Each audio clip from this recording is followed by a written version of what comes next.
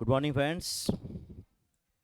चलो previous lecture we have completed up to point number 43 बराबर है ना। पॉइंट नंबर 43 पेज नंबर 202 सही है बच्चों। चलो batsman A and batsman B के रन्स दिए हुए लास्ट 8 इनिंग्स के बराबर है ना। और क्वेश्चन पूछा है हु इज मोर कंसिस्टेंट।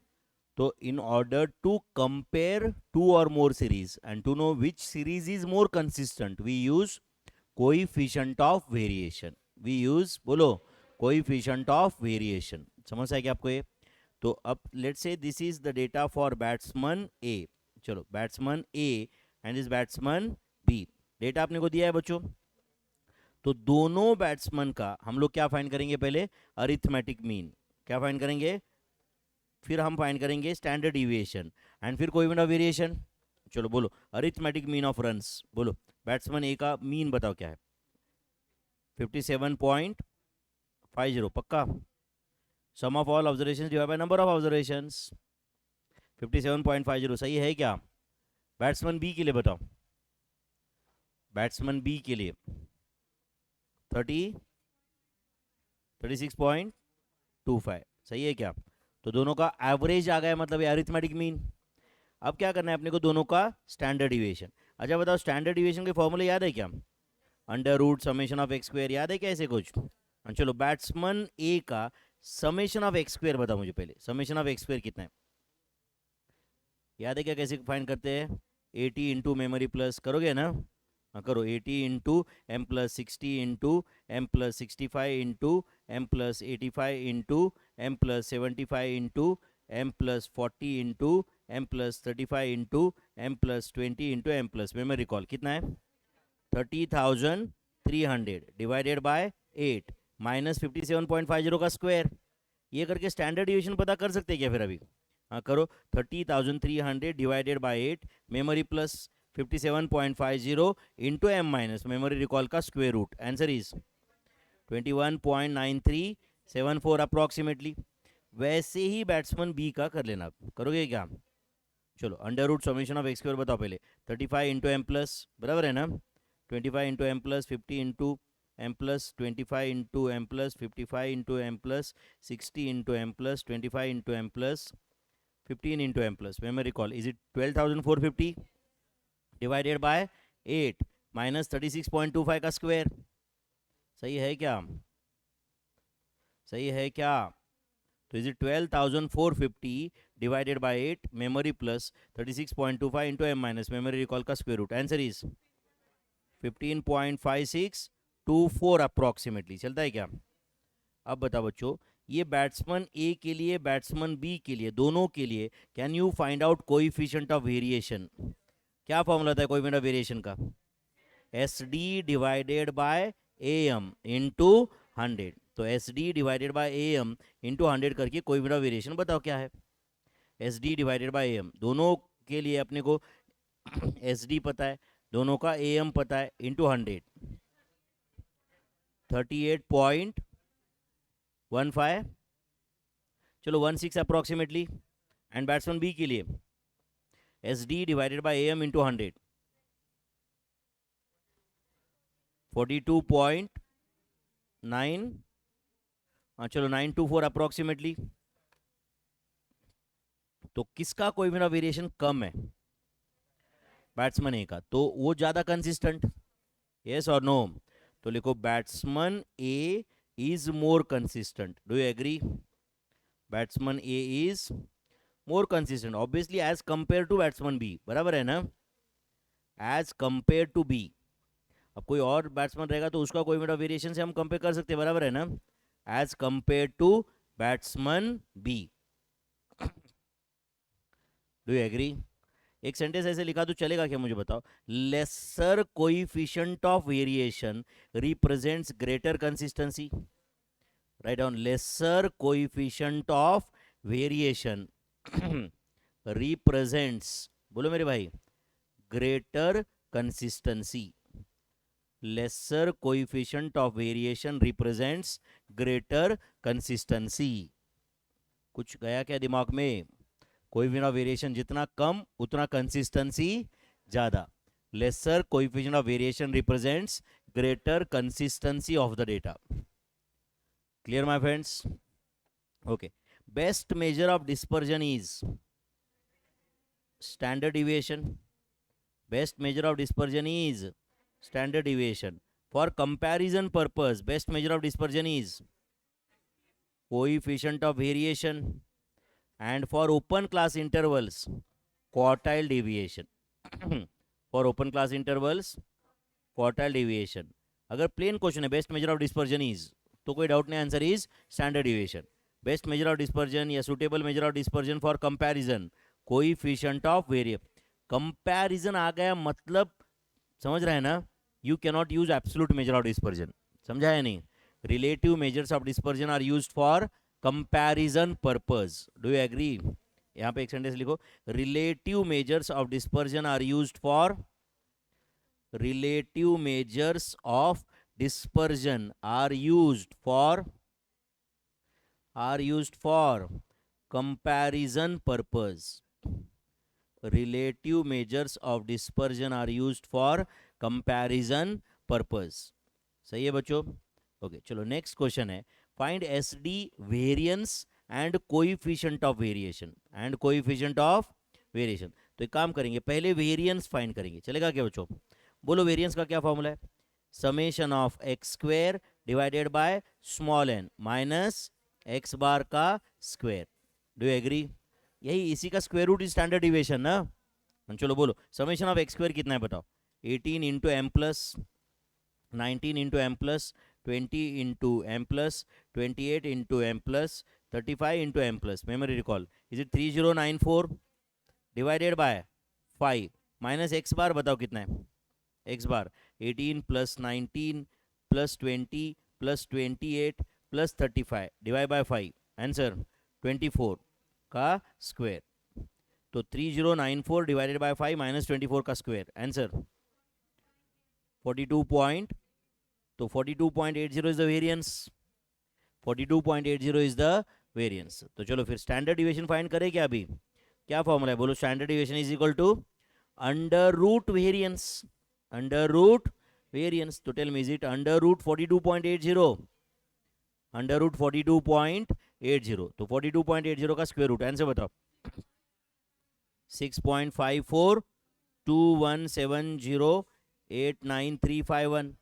सही है, ये स्टैंडर्ड डिविएशन. एंड और क्या पूछा है अपने को? Coefficient of variation. बोलो कोएफिशिएंट ऑफ वेरिएशन कैसे आता है?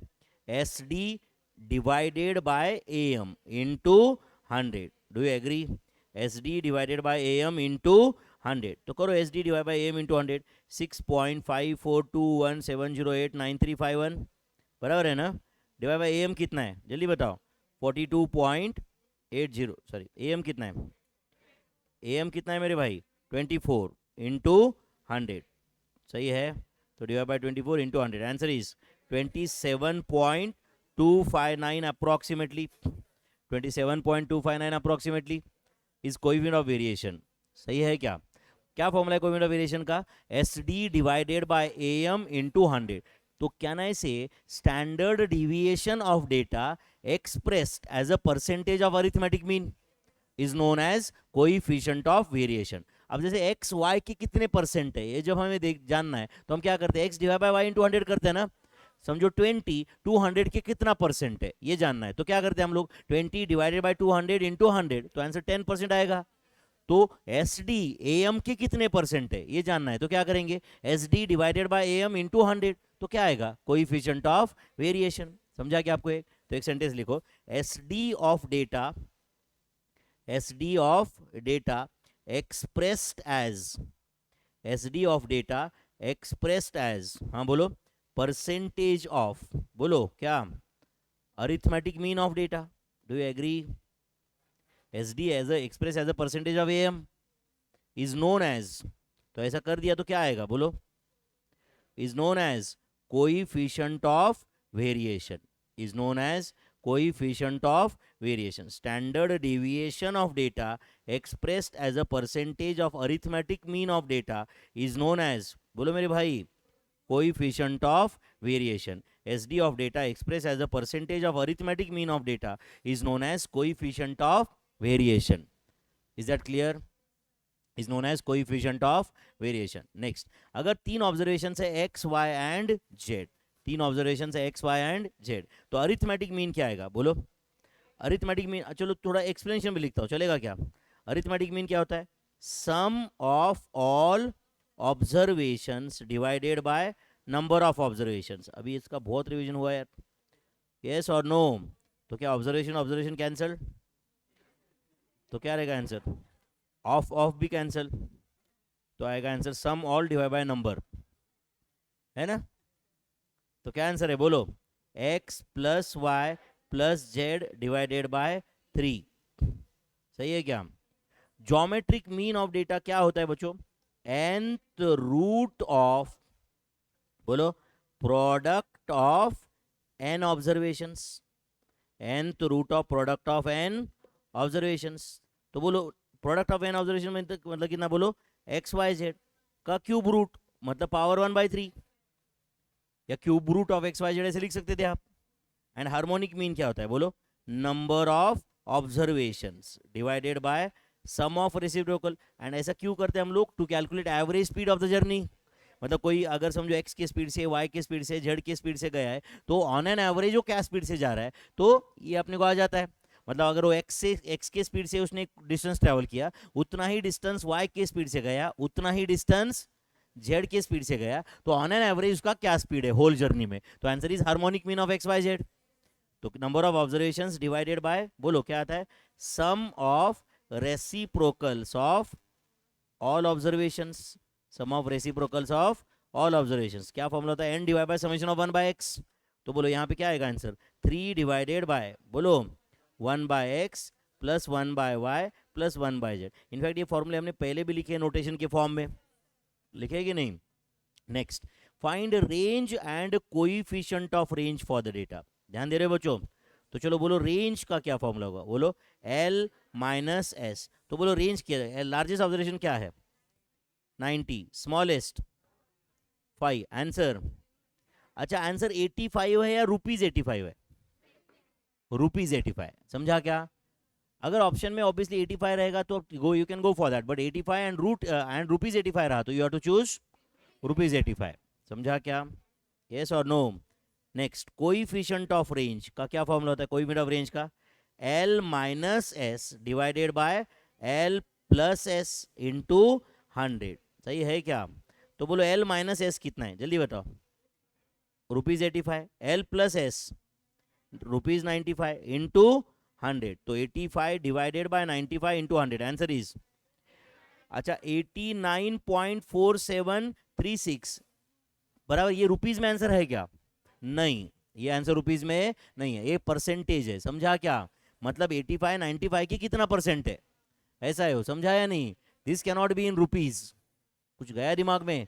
तो can I say relative measures of dispersion are unit free. रिलेटिव मेजर में कोई यूनिट नहीं होता है. जैसे correlation coefficient is unit free, both the regression coefficients are unit free, ratio is unit free, index numbers are unit free. वैसे relative measures of dispersion are unit free. समझा क्या?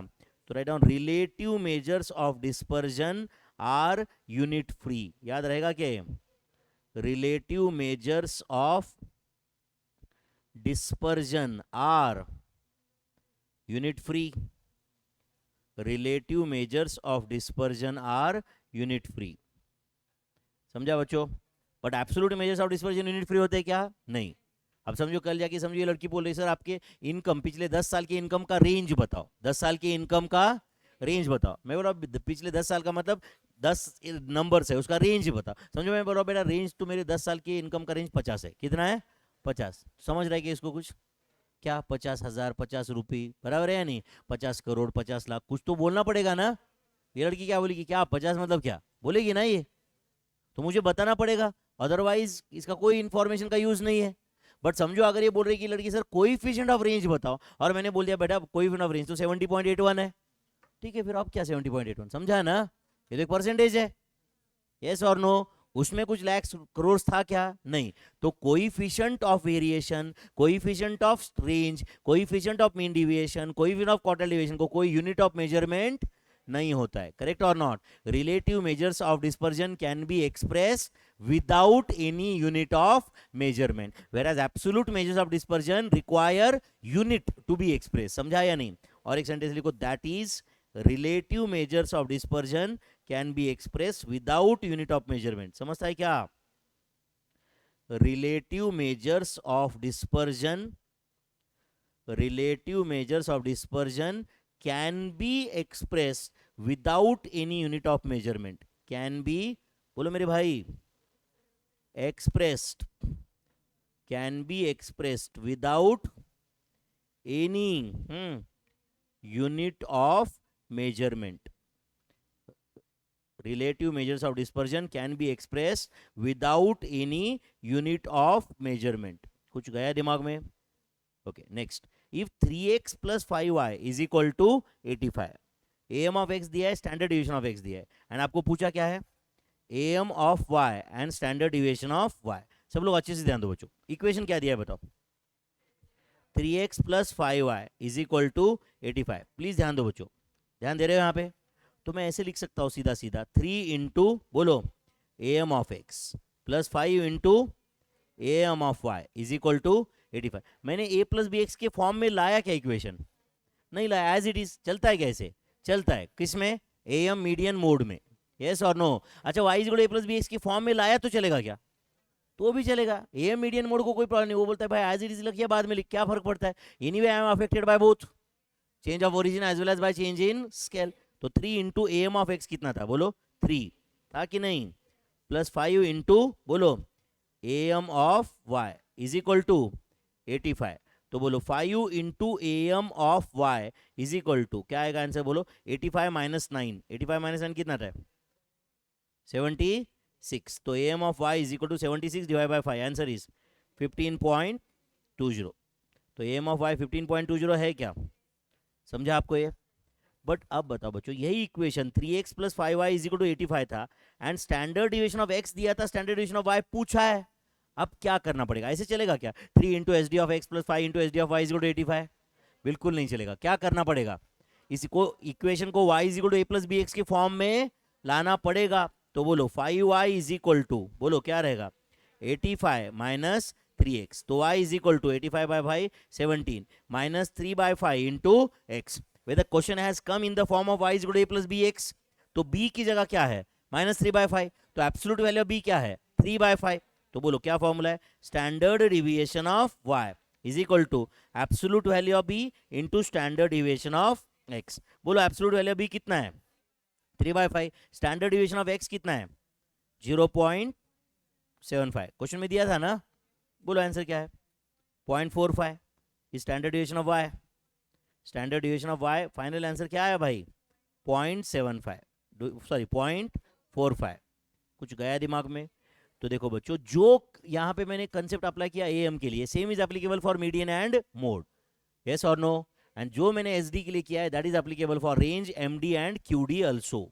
तो अगर समझो मैंने यहाँ पे md ऑफ x दिया होता और md ऑफ y पूछा होता, तो क्या करते आप? Mean deviation of y is equal to absolute value of b into mean deviation of x. Quartile division of y दिया होता और x पूछा होता, तो फॉर्मूला वही, quartile division of y is equal to absolute value of b into quartile division of x. ध्यान है क्या? हो गया नाश्ता पानी हो गया, अब नींद आने लगी रही. हाँ है ना? खा पी के हो गया, अब सर थोड़ा 15 मिनट सो जाते.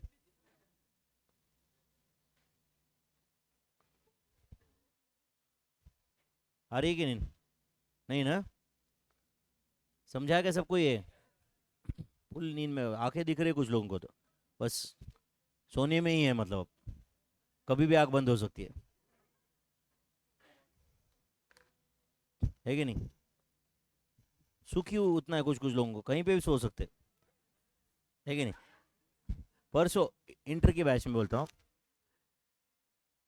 700 बच्चे कम से कम, मतलब एंड लाइट चली गई.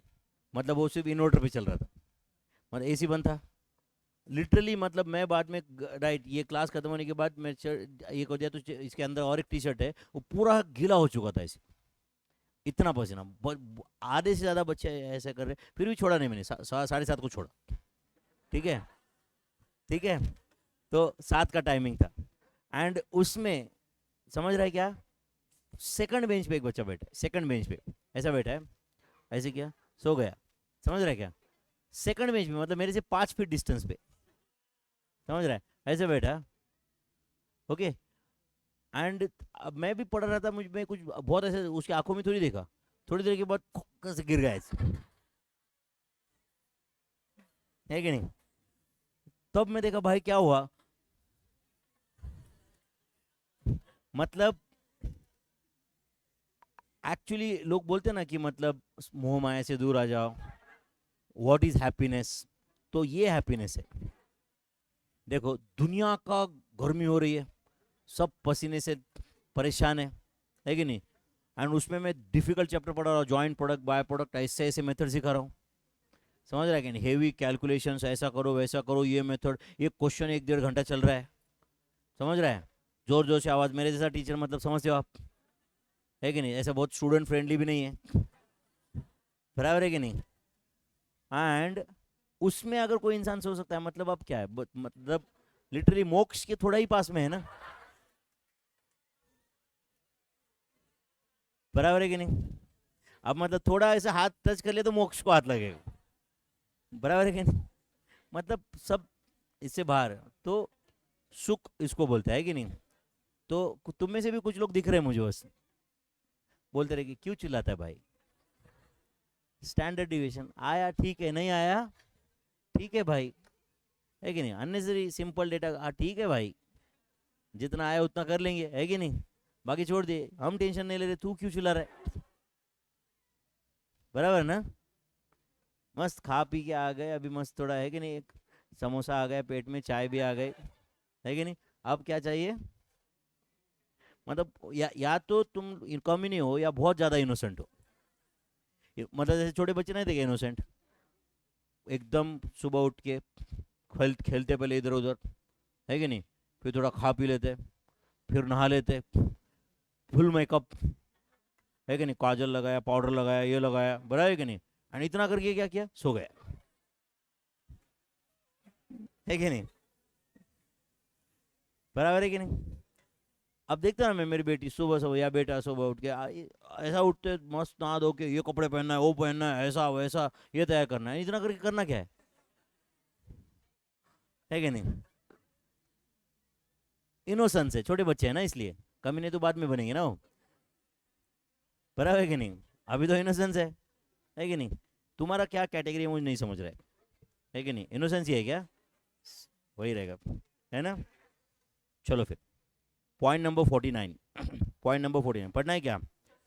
प्रॉपर्टीज ऑफ मीडियन, मीडियन के क्या प्रॉपर्टीज है? ऑलरेडी सीखे हमने, सिर्फ ध्यान दो, अभी आप सिर्फ पढ़ना है। If y is equal to A plus B x, ये फॉर्मूला सीखा है क्या आपने? If y is equal to A plus B X, समझा है नहीं? यस और नो? या if A X plus B Y plus C is equal to zero, कोई प्रॉब्लम नहीं, A into median of x plus B into median of Y plus C is equal to zero, ये if के साथ पढ़ रहे हो क्या हो, समझ रहा है क्या?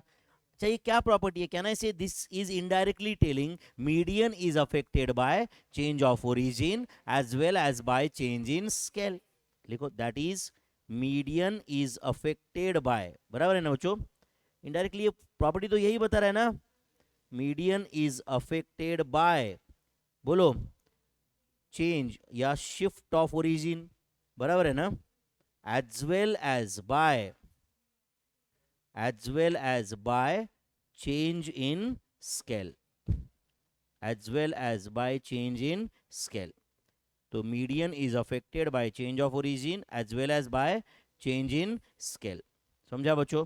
Next, for a set of observations, for a set of observation, sum of absolute deviations, sum of, बोलो, absolute deviations is minimum, sum of absolute deviations is minimum when deviations are taken from median, as median is a positional average. And देखो sum zero आने का सवाल ही नहीं उठता, क्योंकि सम of absolute deviation बोल रहे हो, यस और no? Are you getting this? आपको लगता होगा नहीं सर अरिथमेटिक मीन से तो जीरो रहता है, इससे भी कम होगा। मेरे भाई अरिथमेटिक मीन से जीरो रहता है, बट एब्सोल्यूट डिविएशन का सम जीरो नहीं होता है। किसका होता है? एक्चुअल, मतलब माइनस रहा तो माइनस लेने का, यस, उसका डिविएशन का सम जीरो आता है, समझा या नहीं? तो ये सेंटेंस याद करो, याद रखेगा? क्या बोल रहा है ये? For a set of observation sum of absolute deviations is minimum when deviations are taken from median. Correct है. As median is the positional average of data. इधर लिखो एज मीडियन इज, बोलो, पोजिशनल एवरेज ऑफ डेटा या positional measure of central tendency, ऐसे भी बोलते हैं उसको. Median is positional measure of central tendency, ऐसा बोलते कि नहीं? चलो नेक्स्ट. फॉर टू ऑब्जर्वेशंस, क्या रिलेशन है एएम जीएम एचएम में, बोलो. For two observations GM square is equal to AM into HM. ये रिलेशन 3 ऑब्जर्वेशन के लिए अप्लाई कर सकते हैं क्या? नहीं. तो जीएम का स्क्वायर मतलब 9 का square is equal to AM कितना है, बोलो, 10 इंटू एचएम. तो HM is equal to 8.10. 81 divided by 10 is it 8.10. तो एचएम ऑफ डेटा इज 8.10. तो please remember for two observations, बोलो, GM square is equal to AM into HM. तो क्या, एक बार वापस बताओ, फॉर टू ऑब्जर्वेशंस क्या रिलेशन था? फॉर टू ऑब्जर्वेशन क्या था? GM square is equal to AM into HM. इसको टेक्सचुअल फॉर्म में हमने ऐसे भी लिखा था, याद रहेगा आपको, एपीजीपी में. For two observations GM is GM of AM and HM. लिखो, ये भी पहले लिखा था कि हमने कभी ये. For two observation, GM is GM of AM and HM. GM is GM of AM and HM. ये बुक अगर आप वो 1.5-2 दिन में पढ़ सकते हो लॉ के पेपर के बाद, मैथ्स के पहले, तो आपको पेपर में हर बार ऐसे लगा कि अरे यार ये तो कल ही देखा था, ये तो कल ही देखा था, ये तो कल रात को देखा था, ये कल दोपहर में देखा था. आपको पूरे पेपर में ऐसा फील आएगा.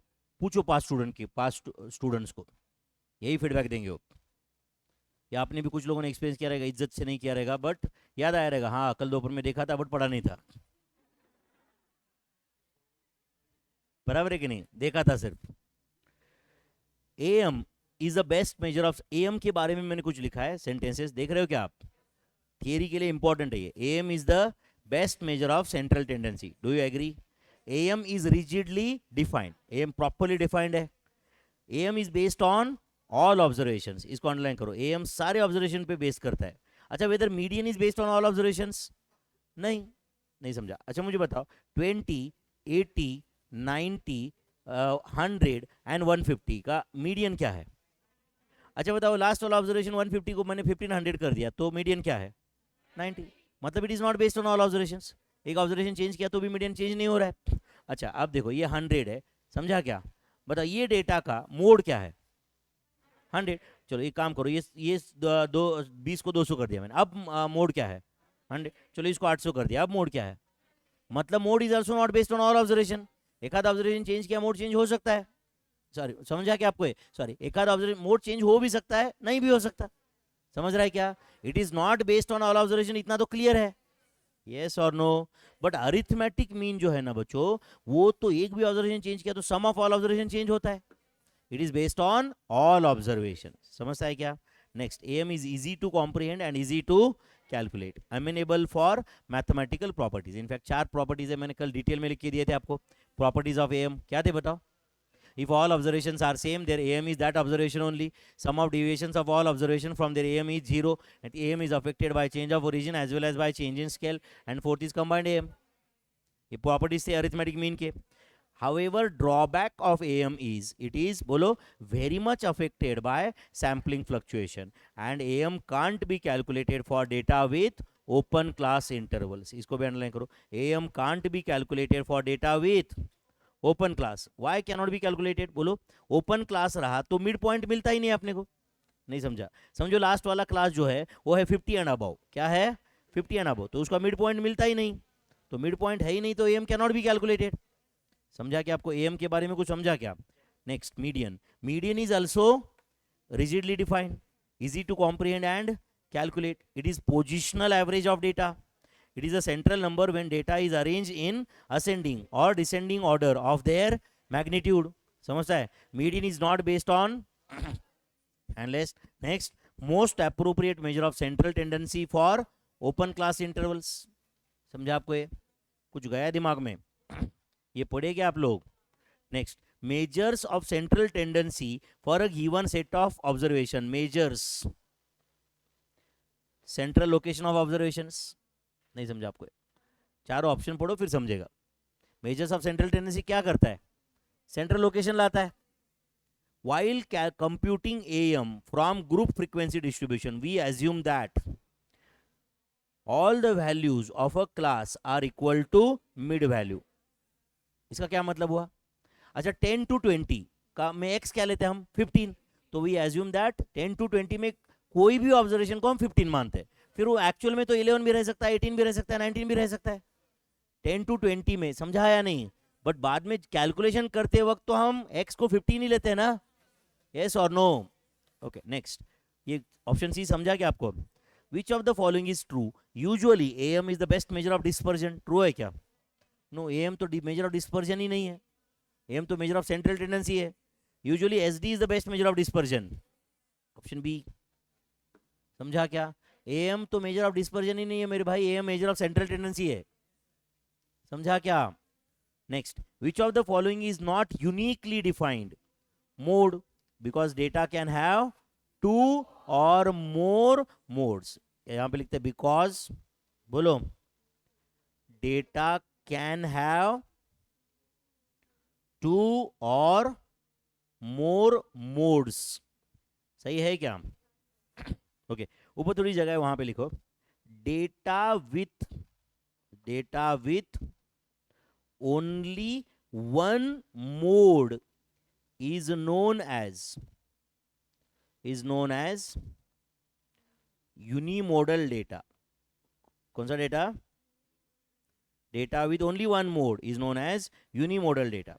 Next sentence, data with two or more modes is known as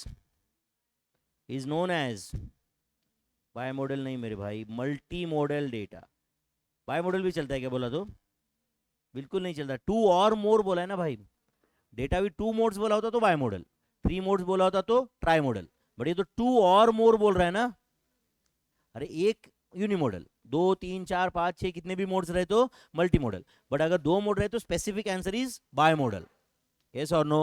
data with 2 modes is known as bimodal, data with 3 modes is trimodal, 4 modes quadrimodal, ऐसे बोलते हो। समझता है क्या? बट ठीक है, वो अपना सिलेबस नहीं है। समझता है क्या? डेटा 2 या 2 से ज्यादा मोड मल्टी मॉडल, बट अगर स्पेसिफिकली बोल रहा है 2 मोड्स तो we can call it as bimodal. तो बायमोडल मतलब मल्टी मॉडल तो है ही, एक से ज्यादा मोड मतलब मल्टी मॉडल तो है ही ना भाई।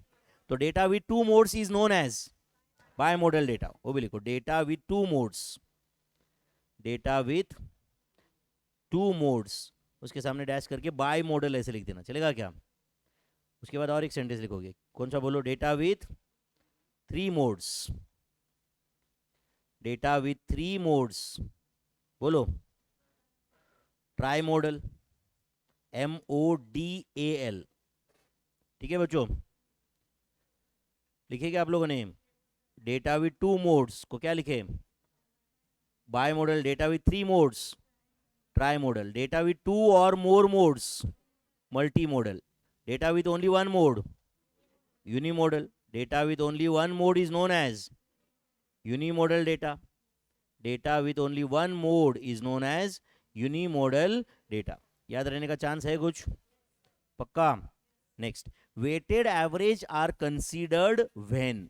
वेटेड एवरेज कब होता है? वेटेड एवरेज यूज बोलो, when all observations are not of equal importance। क्या फॉर्मूला होता है वेटेड एवरेज का? बताओ। वेटेड एवरेज, सिंपल एवरेज का क्या फॉर्मूला है? Summation of x divide by small n। Weighted average का क्या फॉर्मूला होता है? समेशन ऑफ, अच्छा मुझे बताओ what is the formula of arithmetic mean for group data? Summation of fx, सिर्फ f की जगह w बोलो, wx divide by summation of f। तो डिवाइड बाय क्या आएगा? समेशन ऑफ w, सिर्फ f की जगह w बोलने का। समझा क्या? w represents, where w is, बोलो, weight of the observation, w is, बोलो, weight of the observation, and weight of the observation is used, represents, बोलो, relative importance of observation, relative, बोलो, importance of observation। समझता है क्या आप? yes or no? frequency can sometimes be called as weight, frequency can be sometimes called as weight, where weight represents relative importance, weight represents relative importance of data. समझता है क्या बच्चों? जैसे कि लेटर से आपको 12th के बाद में इंजीनियरिंग करना है, तो कहना है से weight of mathematics is highest, and physics and chemistry का भी एक वेट है, जबकि वेट ऑफ इंग्लिश के मार्क्स, संस्कृत के मार्क्स, मराठी या कुछ रहेगा उसके मार्क्स इज 0, वो तो कंसिडर भी नहीं होगा। आपको 35-40 मार्क पास भी हो गए तो भी आप इंजीनियरिंग में जा सकते हो ना, करेक्ट और नॉट? जबकि आपको मेडिकल में जाना है तो weights of physics, chemistry and biology are in the ratio of 1:1:2, and engineering में जाना है तो फिजिक्स, केमिस्ट्री, मैथमेटिक्स 1:1:2, करेक्ट है? जबकि कहना है से कॉमर्स में we have got equal weight for all subjects, equal weight for all subjects, correct और नॉट? हमारा जो मार्क्स कैलकुलेट होता है, जो भी चारों सब्जेक्ट के मार्क्स डिवाइड बाय 4 होके आपका एवरेज आएगा ना, यस और नो?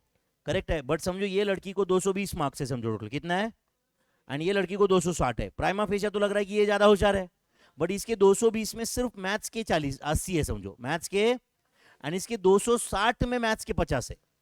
मैथ्स के मेरे एंगल से ये ज्यादा होशियार है, समझा क्या? क्योंकि इसके 220 में मैथ्स के 80 है, इसके 260 में मैथ्स की सिर्फ, आपको लग रहा है कि सिर्फ मैथ्स की इज्जत है क्या? तो मैं मेरे एंगल से बता रहा था ना, मैं सबके एंगल से बोला क्या, समझा है नहीं? क्योंकि मेरी नजर में मैथ्स का वेट ज्यादा है, मेरी नजर में मैथ्स का वेट ज्यादा है, रिलेटिव इंपॉर्टेंस मैथ्स का। जैसे सीए फाउंडेशन में समझो मुझे 240 मार्क थे जब मैं सीए फाउंडेशन में था, सुशील को 290 थे, समझा या नहीं? बट तुम्हें मैथ्स पढ़ाने के लिए मैं ही बेटर हूं, क्योंकि वो 240 में भी मेरे मैथ्स के 90 मार्क थे, समझा या नहीं? उसके 280 में भी मैथ्स के 85 थे, समझा या नहीं? हो सकता है कि अकाउंट्स में रहेंगे कुछ 100 मार्क, उसको 95 रहेंगे, 92 रहेंगे, समझ रहा है क्या? तो सिंपल है, when criteria comes to maths, आप टोटल मार्क्स देख के वैसे क्या अचीव कर रहे हो, करेक्ट और नॉट? मेरे टोटल मार्क देखे, उसके टोटल मार्क्स देखे, आप बोलो चलो भाई मैथ्स सुशील सर सीखते हैं, आप गलत डिसीजन ले रहे हो कि नहीं? क्यों? टोटल का क्या करना है भाई, यस और नो? कौन से ऑब्जर्वेशन को कितना इंपॉर्टेंस देना है ये भी तो आपको फाइंड करना है ना। तो when all observations are not of equal importance, when all observations are of not equal importance, हर एक ऑब्जर्वेशन का वेट लिया जाता है, करेक्ट है, एंड उसके हिसाब से एवरेज कैलकुलेट किया जाता है, समझा क्या? तो कल जाके समझो ये दोनों लड़कियां सीए बन गई, एंड समझो कहीं जॉब करने गए, समझ रहा है क्या? ऐसी फर्म में जहां पे मान लो इक्विटी रिसर्च करना है, समझा क्या? तो अब बताओ बच्चों, marks of accounts, marks of financial management को ज्यादा इज्जत दी जाएगी। ये समझो लड़की बोल रही कि सर मेरा मेरा फाइनेंशियल मैनेजमेंट अकाउंट्स थोड़ा वीक है, but I am very strong in costing, I am very strong in direct taxation. वो बोलेंगे कि हमें क्या करना है उससे, यस, और उसका थोड़ा बहुत नॉलेज रहा तो भी चलेगा, but we want a candidate who is very strong in accounts, who is very strong in financial management, yes और नो? बट अब बताओ बच्चों, उसके मार्क्स, टोटल मार्क्स ज्यादा भी रह के कोई फायदा है क्या? नहीं। बट किसी के टोटल मार्क्स भले ही उससे कम है, बट उसके अकाउंट्स में बहुत अच्छे मार्क्स है, एफएम में बहुत अच्छे मार्क्स है, कैन गेट सेलेक्टेड और नॉट? तो उन्होंने सिंपल एवरेज से सिलेक्शन किया या वेटेड एवरेज से किया? वेटेड एवरेज से, जहां पे उन्होंने डिसाइड किया था कि कौन से सब्जेक्ट का वेट ज्यादा रखना है, कौन से सब्जेक्ट का वेट ज्यादा रखना है, समझता है क्या आपको ये? तो डिसीजन मेकिंग में भी एक वेट होता है ना, हर एक क्राइटेरिया, हर एक क्राइटेरिया का वेट होता है, कोई भी डिसीजन मेकिंग में, कोई भी डिसीजन मेकिंग में। तो समझो ये कल जाके ये लड़की को शादी करना है समझो, तो उसके बॉय में क्या क्राइटेरिया होना चाहिए, उसका हर एक क्राइटेरिया रहेंगे, एंड हर एक क्राइटेरिया का वेट रहेगा। नहीं समझा आपको मैं क्या बोल? जैसे कि समझो ये बोल रही है लड़की की भाई गुड लुकिंग होना चाहिए, बट गुड लुकिंग का उसका इंपॉर्टेंस सिर्फ 5% है। अच्छा क्वालिफिकेशन होना चाहिए, 20% इंपॉर्टेंस है, समझा है नहीं? फैमिली बैकग्राउंड अच्छा चाहिए, 20% इंपॉर्टेंस है।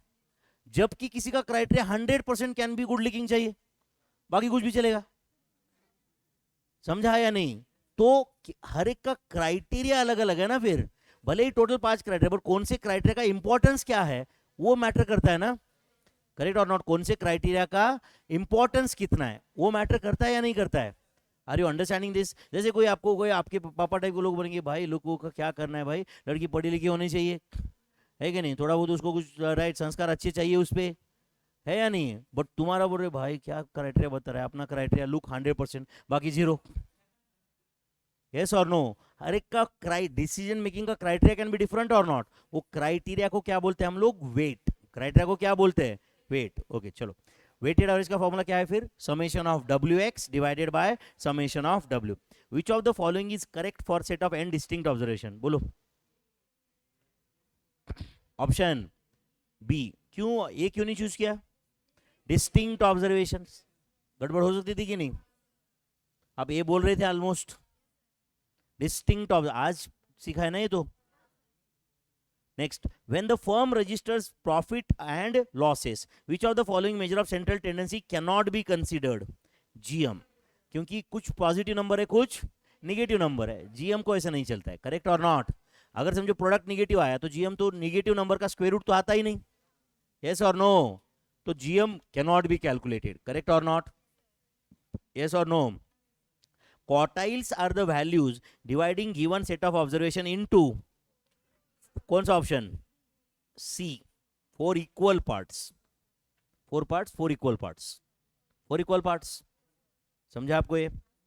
Next, quartiles can be determined graphically by using ogives. जैसे क्वार्टाइल्स आता है वैसे, वैसे मीडियन आता है वैसे क्वार्टाइल भी आता है। जैसे कि ओगायूज कैसे दिखता है, याद है क्या आपको? ये लेस देन टाइप, ये ग्रेटर देन टाइप, समझ है क्या आपको? तो ये क्या होता है? मीडियन। इधर रहता है Q1, इधर रहता है Q3, Q3, Q1, Q2, Q3। Positional है ना यार ये सब। Are you getting this? तो क्वार्टाइल्स कैन, क्वार्टाइल जो भी है, समझ रहा है कि आपको? डेटा को डिवाइड कौन करता है? फ्रैक्टाइल्स। एंड फ्रैक्टाइल्स मतलब ये सब आ गया ना फिर, क्वार्टाइल्स, डिसाइल्स, परसेंटाइल सब आ गए इसमें। समझा क्या? Next, which of the following measure satisfy linear relationship? All of this. अरे वही y is equal to a plus B x is equal to, नहीं समझा आपको? जो linear relationship x and y के बीच में है वही am of x and am of y में है, वही median of x median of y में है, वही mode of x and mode of y में है। ये कहाँ सीखा था हमने? इफ अभी थोड़ी देर पहले लिखा था ना, if y is equal to a plus B x then am of y is equal to a plus B into am of x। तो y is equal to a plus B x क्या है? Linear equation है, standard format of a linear equation. Next, what is the GM of 82440? हाँ बोलो, 82440। तो बताओ इसका GM आएगा 8 इंटू 24 इंटू 40 का cube root. Do you agree? Do you agree? अच्छा एक काम करो, प्लीज प्लीज ध्यान दो बच्चों, यहाँ पे मुझे बताओ ये ऐसे चलता है क्या? क्यूब रूट ऑफ, देखो ये 8 एज इट इज लिखा, ये 24 को 8 इंटू 3 लिखा, ये 40 को 8 इंटू 5 लिखा। ध्यान दे रहे हो क्या? अच्छा बताओ, is it cube root of, हाँ बोलो, ब्रैकेट में क्या है? 8 क्यूब इंटू 15। नहीं समझा आपको? तो बोलो, is it cube root of, बोलो 8 cube into cube root of 15। ऐसे सेपरेट हो सकता है ना? तो क्यूब रूट ऑफ 8 क्यूब क्या आता है? 8 इंटू क्यूब रूट ऑफ 15 है क्या ऑप्शन में? कौन सा ऑप्शन? सी। नहीं समझा आपको? कैलकुलेशन समझे क्या? अरे 3 ऑब्जर्वेशन थे, उसका ज्योमेट्रिक मीन क्या होता है? Geometric mean nth root of product of n observations. Geometric mean is nth root of product of n observations. तो 3 ऑब्जर्वेशन थे, तीनों का प्रोडक्ट किया, क्यूब रूट लिया। सिर्फ लिखते वक्त वो 8 8 8 3 बार आया था, तो बाहर एक बार आया। पता है ना आपको ये? अच्छा ये पता है ना आपको, mth root of a into B क्या होता है? बोलो फिर। ए बी का power 1 by M which is equal to A का power 1 by M into B का power 1 by M which can also be written as, बोलो, mth root of A into mth root of B. तो mth root of A B को कैसे divide हुआ, समझा क्या आपको? यस और नो? तो ये तो रूल्स ऑफ इंडाइसिस में ऑलरेडी सिखाया था मैंने आपको, सिखाया था क्या? सिखाया था क्या? एंड जीएम क्या होता है ये भी अभी सिखाया मैंने आपको। कैसे होता है GM? nth root of product of n observations. यहाँ पे 3 ऑब्जर्वेशन थे, तो it is a third root या cube root of product of 3 observations. सही है। HM ऑफ 235 डायरेक्ट कैलसी पे कर सकते हैं क्या? हाँ करो। 2 divided by memory plus 3 divided by memory plus 5 divide by memory plus 3 divide by memory recall equal to, whether answer is 2.9032। तो अप्रोक्सीमेटली 2.90। कैसे बताओ? फॉर्मूला से कैसे किया बताओ? फॉर्मूला बताओ। n divided by summation of 1 by x। बोलो n कितना है जल्दी बताओ? 3 divided by 1 by 2 plus 1 by 3 plus 1 by 5। 3 divided by 1 by 2 plus 1 by 3 plus 1 by 5। Answer is, बोलो, 2.9032। 32258 ऐसा कुछ आ रहा है, तो विल गो फॉर 2.90। समझा क्या आप? Next, M and H M of two numbers दिया है, एम एंड एच एम दिया है ऑफ टू नंबर्स जीएम पूछा है, याद है क्या आपको? फॉर टू नंबर्स क्या रिलेशन होता है? GM square. चलो लिखो, GM square is equal to M into H M. कितना था जीएम? क्या जीएम ही कैलकुलेट करना है? जीएम कैलकुलेट करना है। एम कितना है? 5। एच एम कितना है? 3.20। आंसर 16। तो जीएम स्क्वेयर 16 है, therefore GM is equal to under root 16, that is 4। 4 या प्लस और माइनस 4? प्लस और माइनस 4 नहीं होता, जीएम निगेटिव नहीं होता है। समझता है क्या आपको ये? तो answer is 4। GM of the data is 4। Is that clear? Next, find the value of first और लोअर क्वार्टाइल फॉर। अच्छा, फर्स्ट क्वार्टाइल मतलब कौन सा? Q1 मतलब लोअर क्वार्टाइल, करेक्ट और नॉट? अपर क्वार्टाइल मतलब Q3, अरे Q1 Q2 Q3 क्वार्टाइल्स होते हैं, एंड मिडल क्वार्टाइल मतलब Q2 and which is equal to median. Q2 ही मीडियन होता है, पता है क्या आपको? तो यहाँ पे लिखता हूं लोअर क्वार्टाइल फाइंड करना है, बराबर है ना? लोअर क्वार्टाइल मतलब क्या फाइंड करना है भाई? मतलब क्या फाइंड करना है? Q1। तो lower quartile is equal to Q1 is equal to, क्या फॉर्मूला होता है? 1/4 into n plus one term. सही है क्या? एन कितना है बताओ? 1 2 3 4 5 6 7 8 है ना? तो 1/4 इंटू 8 ना, 8 प्लस 1, 1/4 इंटू 8 प्लस 1 टर्म। तो tell me, is it 2.25 term? Is it 2.25 term? But याद रखो, ऑब्जर्वेशन असेंडिंग ऑर्डर में चाहिए बच्चों, यस और नो? चलो असेंडिंग ऑर्डर में बताओ पहले, असेंडिंग ऑर्डर में बताओ। 10 12 15, 10 12 यहाँ तक करेक्ट है ना? उसके बाद जल्दी बताओ, 15 16 18 20 23 28, सही है क्या? चलो टू, सेकंड टर्म क्या था बोलो? 12 प्लस 0.25 इंटू 15 माइनस 12, तो टेल मी आंसर इज 12.75। ये क्या था? Q1। अगर आपको अपर क्वार्टाइल पूछा होता तो क्या करते आप?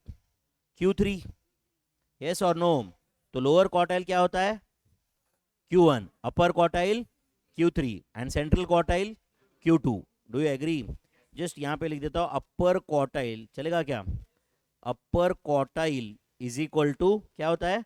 Q3। अगर वो पूछा था तो वो भी कैलकुलेट कर लेते क्या आप? एंड सेंट्रल क्वार्टाइल क्या होता है, या मिडल क्वार्टाइल? बोलो। Q2। Central quartile is equal to Q2। एक मिनट में जो मैं लिख रहा हूँ वो सही है क्या आप मुझे बताओ बच्चों? Central quartile is equal to Q2 है क्या? इज इक्वल टू Q2 है क्या? Can I say is equal to median? Can I say is equal to D5? Can I say is equal to P50? समझा क्या? Do you agree? क्या formula होता है Q2 का? 2/4 n प्लस 1 टर्म। D5 क्या होता है? 5/10 n प्लस 1 टर्म। P50 क्या होता है? 50/100। तो 50/100 या 5/10 या 2/4 सब तो है, तो 1/2 ही ना, करेक्ट और नॉट? तो can I say second quartile is equal to median is equal to fifth decile is equal to 50th percentile. P50 मतलब 50th परसेंटाइल, यस और नो? कुछ गया दिमाग में? Next, third decile for the number. Third decile मतलब क्या पूछा है? D3 पूछा है कि नहीं? तो बोलो D3 इज इक्वल टू क्या आएगा? 3/10 n प्लस 1 टर्म है। 1 2 3 4 5 6 7, कितने ऑब्जर्वेशन है? ऑब्जर्वेशन 8 है, तो 3/10 इंटू 8 प्लस 1 टर्म है या नहीं? तो बोलो कितना आता है? 2.70 टर्म आता है क्या? 2.70 टर्म। तो बोलो 2.70 टर्म क्या आएगा? सेकंड टर्म क्या है? Observe ascend, second term observation ascending order में चाहिए भाई। असेंडिंग ऑर्डर में भी 10 है क्या? पक्का क्या? हाँ, तो 10 प्लस 0.70 इंटू थर्ड टर्म क्या है? 10 के बाद में 11, तो 11 माइनस 10, सही है क्या? With answer is 10.70। पक्का क्या भाई? प्लीज याद रखो, observations must be ascending order. यहाँ पे लिख देता हूँ, प्लीज रिमेंबर, है या नहीं? प्लीज रिमेंबर, क्या रिमेंबर? वाइल कैलकुलेटिंग फ्रैक्टाइल्स, बराबर है ना बच्चों? फ्रैक्टाइल मतलब फिर मीडियन हो, समझ रहा है ना? डिसाइल हो, क्वार्टाइल हो, परसेंटाइल हो, वाइल कैलकुलेटिंग फ्रैक्टाइल्स, बोलो observations must be in ascending order. Observations must be in ascending order. Please remember, while calculating fractals, observations must be in ascending order. Observations must be in ascending order. Is that clear? Next, average salary of unskilled workers is 10,000 and that of group of skilled workers is 12,000. What is the percentage of skilled workers? What is the percentage of skilled worker? तो चलो एक काम करते हैं, समझो skilled workers, पहले कौन सा अनस्किल्ड है क्या, चलो समझो अनस्किल्ड वर्कर्स N1 है, कितने हैं N1, एंड स्किल्ड वर्कर्स कितना है N2 है, ध्यान दे रहे हो क्या? चलो एवरेज सैलरी ऑफ अनस्किल्ड 10,000 था, स्किल्ड कितना था 12,000, यस और no? What is the percentage of, बोलो स्किल्ड? कंबाइंड अरिथमेटिक मीन वगैरह दिया है क्या? नहीं दिया है, okay. Combined arithmetic mean is not given, yes or no? N1 N2 is also not given, therefore it is insufficient data to solve the question. Do you agree on this? It is insufficient data to solve the question. Do you agree? तो इसका correct answer क्या है? हम answer नहीं दे पा रहे, हम answer दे नहीं पा रहे क्योंकि हमारा नॉलेज नहीं है, इसलिए क्या? बिकॉज इट इज, बोलो इनसफिशिएंट डेटा, ब्रैकेट में जस्ट अपने नॉलेज के लिए लिख दो इनसफिशिएंट डेटा है, समझा क्या? अच्छा अगर कंबाइंड एम देते तो काम हो जाता क्या? ठीक है, फिर कंबाइंड एम देते तो मैं N1 N2 ले लेता, उसके बेस पे मुझे समझता है या नहीं? मतलब टोटल वर्कर में स्किल्ड का कितना परसेंटेज है, अनस्किल्ड का कितना परसेंटेज है, ये पता चल जाता. Next, if there are two groups, okay, with 75 as 65 as harmonic mean containing 15 and 13 observation, then combined HM. combined HM का फॉर्मूला याद है क्या? हम बताओ क्या फॉर्मूला है? N1 plus N2 divided by N1 by H1 plus N2 by H2. अब देखो बच्चों, अगर आपने इज्जत से फॉर्मूला याद किया है तो ये बोनस मार्क है कि नहीं? एंड अच्छा बताओ क्या एग्जाम में अपन बाद में कंबाइंड HM कुछ तो था यार, N1 प्रो कुछ तो, ऐसे चलता है क्या? एक तो टाइम वेस्ट हो रहा है, ऊपर से कैलकुलेशन नहीं आ रहा है. पढ़ाई एक्चुअल राइट पढ़ाई मतलब क्या होता है, समझता है क्या?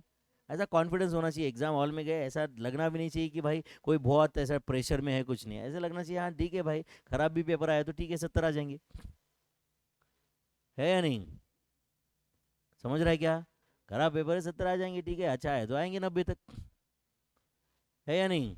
ये होना चाहिए अपना, वो हमेशा बॉर्डर की लड़ाई नहीं होना चाहिए, खराब पेपर मतलब 15 आएंगे, अच्छे मार्क मतलब 35 आएंगे, है कि नहीं? भगवान 40 तक लेके जा, हमेशा वो बॉर्डर पे नहीं रखने का काम, समझता है क्या?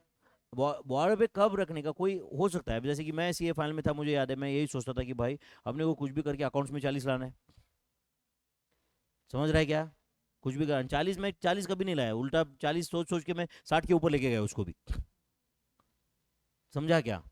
बट यही पहले सोचते हो, यही सोचा था कि अपने को ये अपना वीकनेस है, तो यहाँ पे क्योंकि साइंस बैकग्राउंड थोड़े कंसेप्ट क्लियर नहीं थे, समझता है क्या? तो यही अपने को, क्योंकि मुझे मालूम था कि ठीक है भाई यहाँ पे 40 आ गया, अपन अगला पेपर एफएम का है, एसएफएम का है, उसमें तो अपन लाएंगे 25 ही, एग्रीगेट का तो टेंशन है ही नहीं अपने को, समझ आए क्या? तो हर एक का एक अपना एक स्ट्रेंथ वीकनेस एनालिसिस होता है ना, तो मैं क्या बोला था, 60 मार्क अपना पेसिमिस्ट मतलब ये स्कोर नहीं होना चाहिए, अपना खराब भी आया तो अपने को 60 आना चाहिए, ये तैयारी होना चाहिए, समझा क्या? अच्छा आया तो 60 मतलब तो फिर बहुत रिस्क ले रहे हो आप, समझा क्या? कुछ भी हो, एंड उसके लिए सीए फाउंडेशन मैथ्स में आपको कुछ भी नहीं करना है अदर देन दिस बुक, समझता है क्या आपको? ये मैं बहुत कॉन्फिडेंटली बोल रहा हूँ आपको, बट इस बुक में भी बोला सर ये पढ़ा नहीं था, एक पेज पे 2 ही क्वेश्चन छोड़ दिए, ये छोड़ दिया था, उतना ही किया था, फिर धीरे धीरे रिस्क बढ़ रहा है ना यार, हर क्वेश्चन स्किप के साथ में, राइट, एक रिस्क बढ़ रहा है कि नहीं आपको? समझ में आ रहा है आपको ये? तो वो काम नहीं करने का, इतना इज्जत से करो यार, बहुत बहुत कुछ हो जाएगा इससे, समझ रहा है आपको ये? चलो, if there are two groups with 75 and 65, चलो बोलो कंबाइंड एचएम या पूल्ड एचएम का फॉर्मूला याद है क्या आपको? बोलो कंबाइंड एचएम का क्या फॉर्मूला है? N1 plus N2 divided by N1 by H1 plus N2 by H2। सही है बच्चों? चलो बोलो N1 प्लस N2 कितना है? 75 प्लस 65, सॉरी सर, ऑब्जर्वेशंस कितना है? 15 प्लस 13 डिवाइडेड बाय 15 प्लस 13, बोलो 15 बाय 75 प्लस 13 बाय 65। तो कैलसी पे कैसे करोगे? 15 बाय 75 मेमोरी प्लस, बराबर है ना? 15 बाय 75 मेमोरी प्लस कर रहे हो क्या? उसके बाद 13 बाय 65 मेमोरी प्लस किया क्या? 28 divided by memory recall is equal to, answer is 70। तो इधर 70 इज कंबाइंड HM, एग्जैक्ट 70 है ना? तो क्या आंसर? ना दीजिए, 70.81 को कर दो टिक। नहीं चलता, कोई राउंड ऑफ नहीं है, कुछ नहीं है, समझा है नहीं? अगर राउंड ऑफ कहीं हुआ रहता तो फिर ठीक है, 70.81 क्या और 70.82 क्या, ऐसे बोलता ना मैं। और जब एग्जैक्ट एक्यूरेट आंसर 70 है तो कोई सवाल ही नहीं राउंड ऑफ का, यस और नो। चलो next, what is HM of? क्या होता है HM का formula? Number of observations divided by sum of reciprocals of all observations. Combined नहीं भाई, HM का फॉर्मूला। तो चलो बोलो, नंबर ऑफ ऑब्जर्वेशन 1, 1/2, 1/3, 1/4, कितने ऑब्जर्वेशन है? n, and summation of 1/x। बोलो 1 का रेसिप्रोकल क्या होता है? 1, 1/2 का रेसिप्रोकल 2, 1/3 का रेसिप्रोकल 3, समझा क्या? एंड 1/n का रेसिप्रोकल n। ये आंसर है ना फिर उसका? तो tell me, is it n divided by, क्या आएगा बोलो? n into n plus 1 divide by 2। Tell me, n cancel हुआ क्या? तो answer is 2 divided by n plus 1, option C, 2 divided by n plus 1। Number of observations divided by sum of reciprocals of all observations. तो 1 का reciprocal, 1/2 का reciprocal, 1/3 का reciprocal, 1, 2, 3, 4 थे ना? यानी कौन सा फॉर्मूला यूज किया? n into n plus 1 divide by 2। Sum of first n natural numbers, sum of first n natural numbers, क्या आंसर है उसका? n into n plus 1 divided by 2 is sum of first n natural numbers. n into n plus 1 divided by 2 is the sum of first n natural numbers. Is that clear? Chalo next. An aeroplane flies from A to B at a speed of 500 and comes back at a speed of 700. Average speed of the entire journey is. अच्छा, समझो, पहले मैं ऐसे solve करता हूँ question कि अपने को कोई हार्मोनिक मीन का कंसेप्ट पता नहीं है, कुछ नहीं। समझो 6 स्टैंडर्ड का बच्चा क्वेश्चन सॉल्व कर रहा है, ध्यान दे रहे हो क्या? समझो A से B ये डिस्टेंस x है, समझो ये डिस्टेंस क्या है? तो A और B का डिस्टेंस दिया ना इन्होंने, ओके। समझो ये डिस्टेंस कितना है? x किलोमीटर्स है, समझा क्या? अच्छा बताओ, अभी एवरेज स्पीड का फॉर्मूला क्या होता है? Total distance travelled divided by total time taken is the average speed. Total distance travelled divided by total time taken, ये फॉर्मूला है कि नहीं बताओ? Do you agree? हाँ चलो, टोटल डिस्टेंस ट्रैवल कितना है? जाते वक्त डिस्टेंस कितना ट्रैवल किया? x, आते वक्त x, नहीं समझा आपको? अच्छा मुझे जाते वक्त कौन सी स्पीड से गया हो? 500। तो आप बताओ distance divided by speed is the time, तो कितना टाइम लगा जाते वक्त? x बाय 500 आवर्स, नहीं समझा आपको? अरे डिस्टेंस डिवाइड बाय स्पीड भाई, ये speed is 500 kilometre per hour ना। चलो अब बताओ इधर आते हो कितना टाइम लगा रहेगा? x by 700 hours, do you agree? चलो न्यूमरेटर क्या है जल्दी बताओ? 2x है क्या? डिनोमिनेटर क्या है बोलो? x by 500 plus x by 700, do you agree? एक काम करो, न्यूमरेटर डिनोमिनेटर दोनों को x से डिवाइड करते हैं, दोनों को x से डिवाइड करते हैं। तो बोलो क्या आंसर आया? 2 डिवाइडेड बाय, बोलो 1 बाय 500 प्लस 1 बाय 700। अब बताओ बच्चों, इतना रामायण करके आया क्या? 2 ऑब्जर्वेशन, समझा क्या? Divide by sum of reciprocals of 2 observations, मतलब HM, यस और नो? तो अल्टीमेटली HM कैलकुलेट करते तो इतना रामायण होता ही नहीं ना। तो मैंने कहा क्या बोला था आपको? HM is useful to calculate average speed of the journey. उसका प्रूफ समझ रहा है क्या आपको? ये अल्टीमेटली इतना रामायण करके आया क्या भाई? Number of observations n divided by summation of 1/x, यही आया ना भाई? विच इज इक्वल टू, बोलो HM of data, which is equal to HM of data. तो harmonic mean is useful in calculating average speed of the journey. तो आप calci पे direct कर सकते थे 500 divide by memory plus 700 divide by memory plus 2 divided by memory recall is equal to, is answer yes और no? क्या answer है फिर? 583.33। कोई डाउट है बच्चों?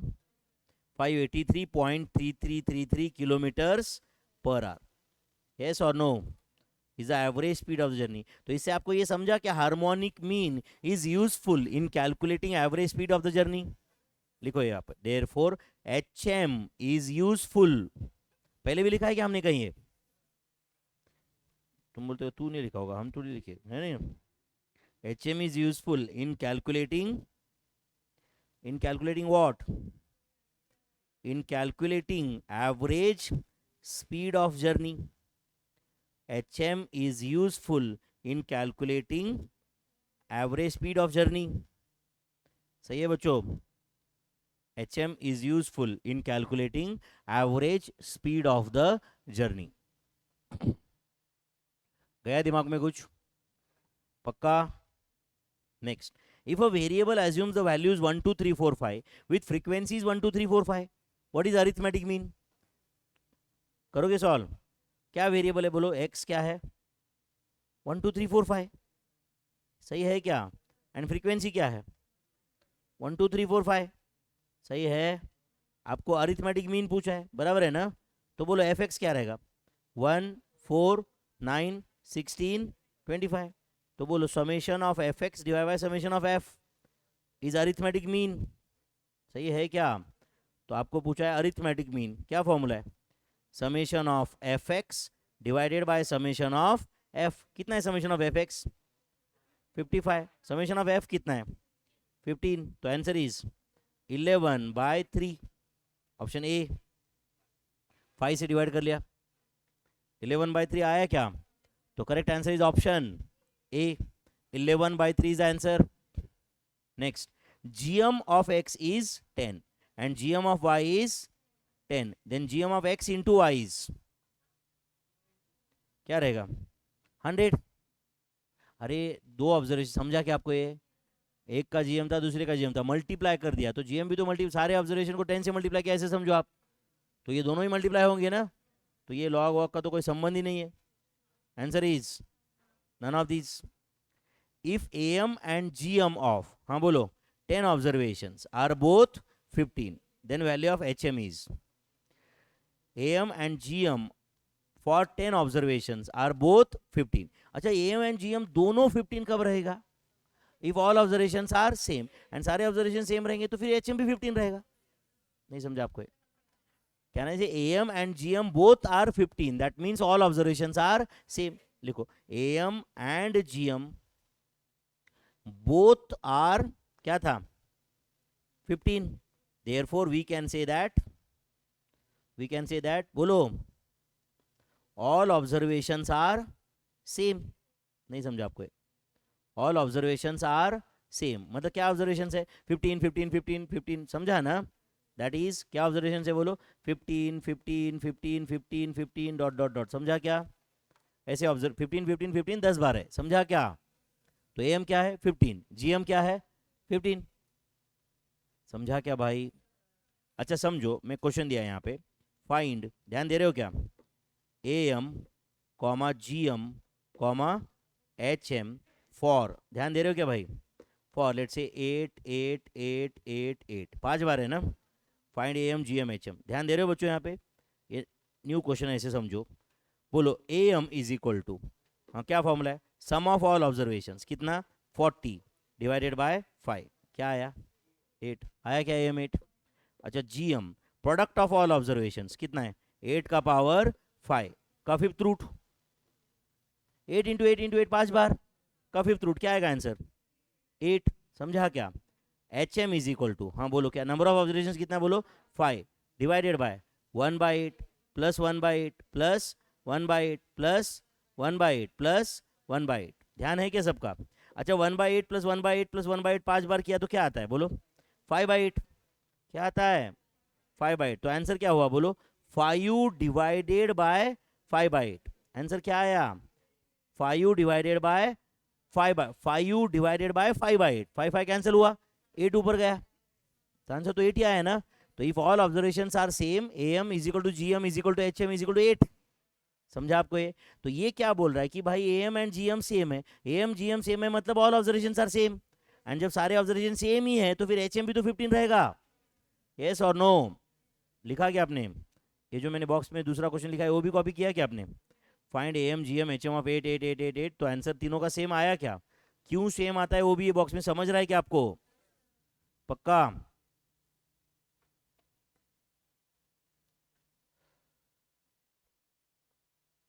Find am gm hm of 8 8 8 8 8, गया दिमाग में कुछ?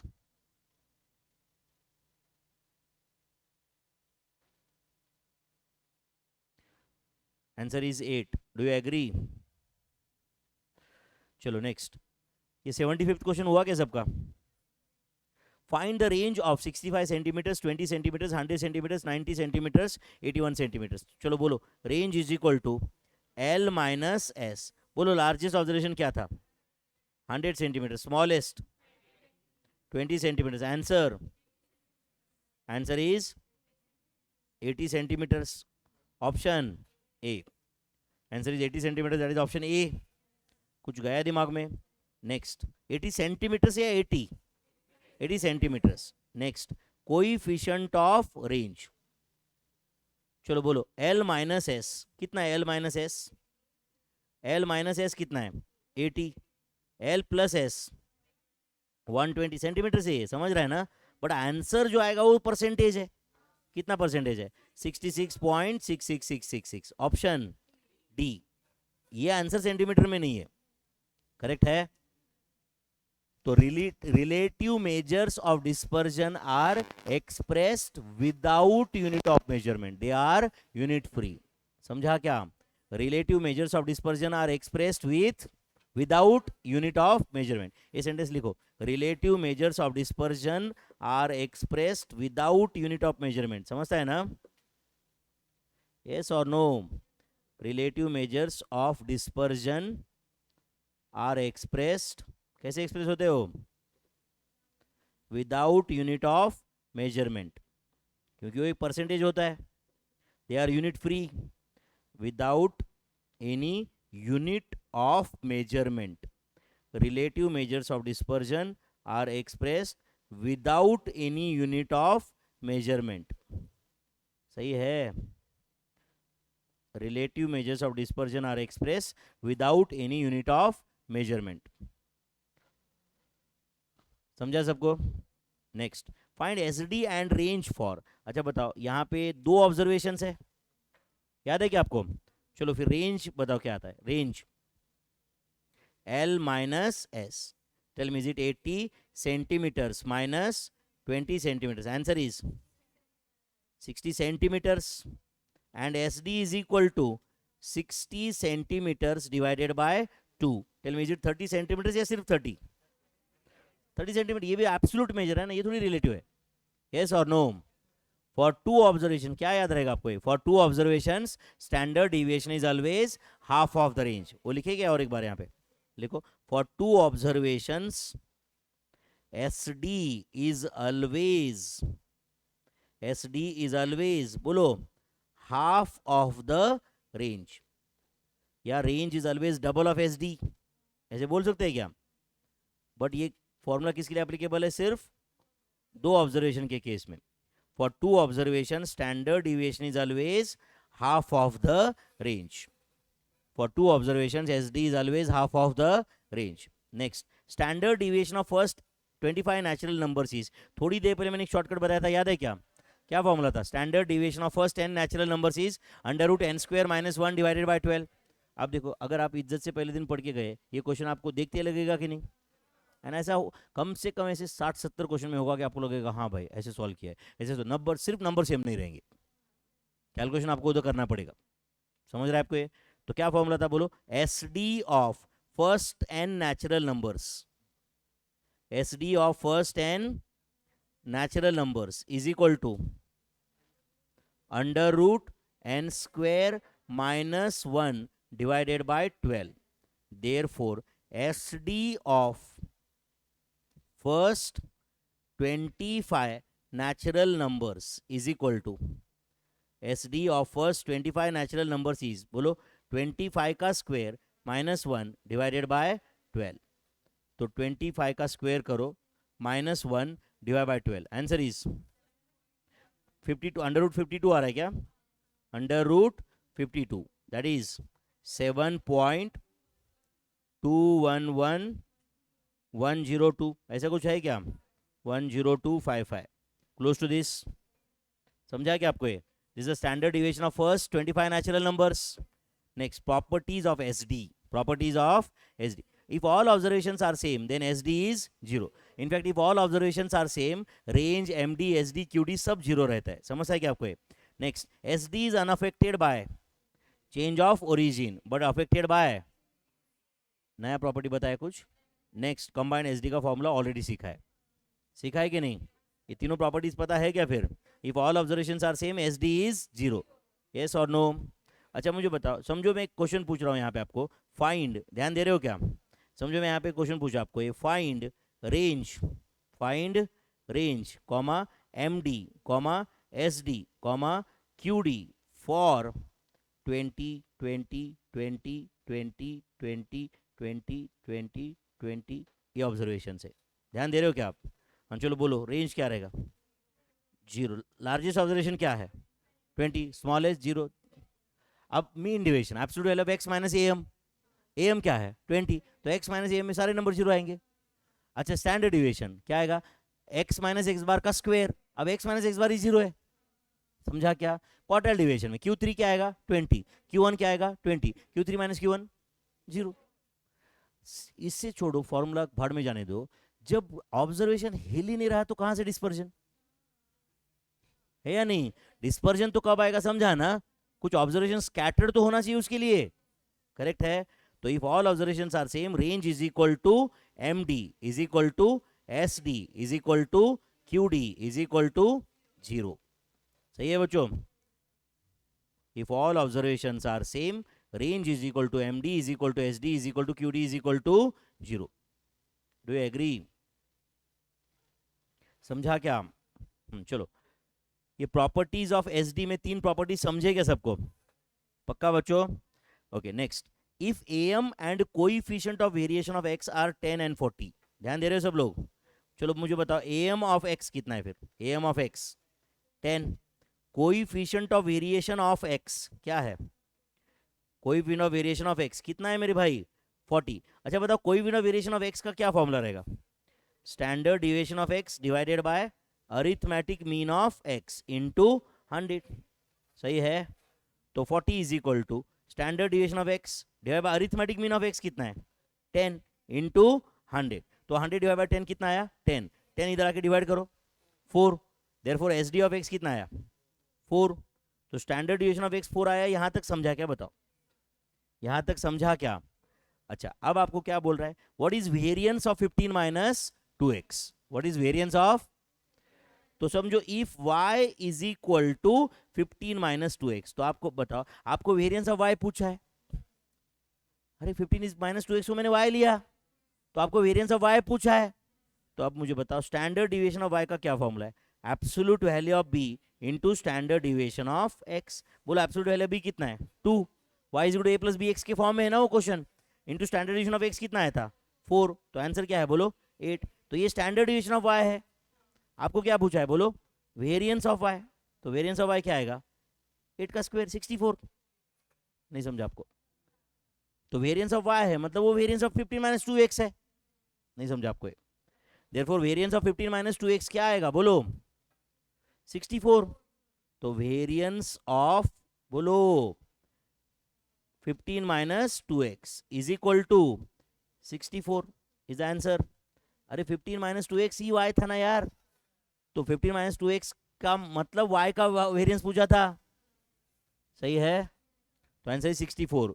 याद रहेगा क्या? पक्का? क्या फॉर्मूला है बताओ? If y is equal to a plus B X, बोलो if y is equal to a plus B X, standard deviation में क्या फॉर्मूला था? बोलो SD of y is equal to absolute value of b into SD of x। अच्छा, दोनों side का square करो तो क्या आएगा बताओ? Variance of y is equal to b square into variance of x, तो डायरेक्ट ये भी किया तो चल सकता था, समझता है क्या? ये भी लिख के लोगे क्या आप? ये अलग अलग फॉर्मूले बता रहा हूँ ना मैं सब, वही कंसेप्ट है, समझता है क्या? एंड देखो मैं साथ साथ में ये क्वेश्चन सॉल्व करते हो तो आजू बाजू में कुछ इन्फॉर्मेशन और भी लिख के दे रहा हूँ आपको, विच हेल्प्स। एंड ऐसा नहीं है कि आजू बाजू में लिखा हुआ इन्फॉर्मेशन दूसरी जगह नहीं है, और उसकी भी एक जगह है, समझता है क्या? बट साथ साथ में अगर आप पढ़ते जाओगे तो रिवीजन के अंदर भी एक रिवीजन घुसा हुआ है, समझा क्या?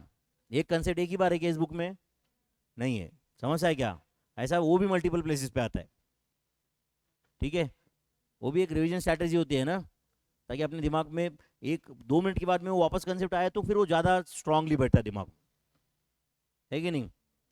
तो if y is equal to a plus B x, ये फॉर्मुला तो आपको पता था, standard division of y। In fact ऐसे 4 फॉर्मुले थे, याद है क्या? Range of y is equal to absolute value of b into range of x, उसमें हमने दोनों साइड का स्क्वायर करके we have got this answer, variance of y is equal to b square into variance of x। I hope this clear, पक्का? Next, range is the quickest to compute, do you agree on this? Yes, सबसे easy range है ना calculate करने के लिए।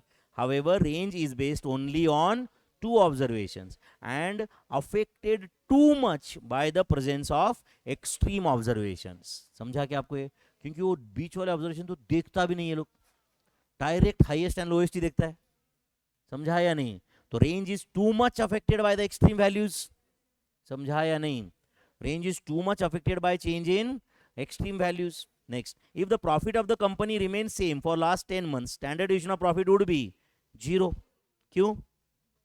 Because all observations are same।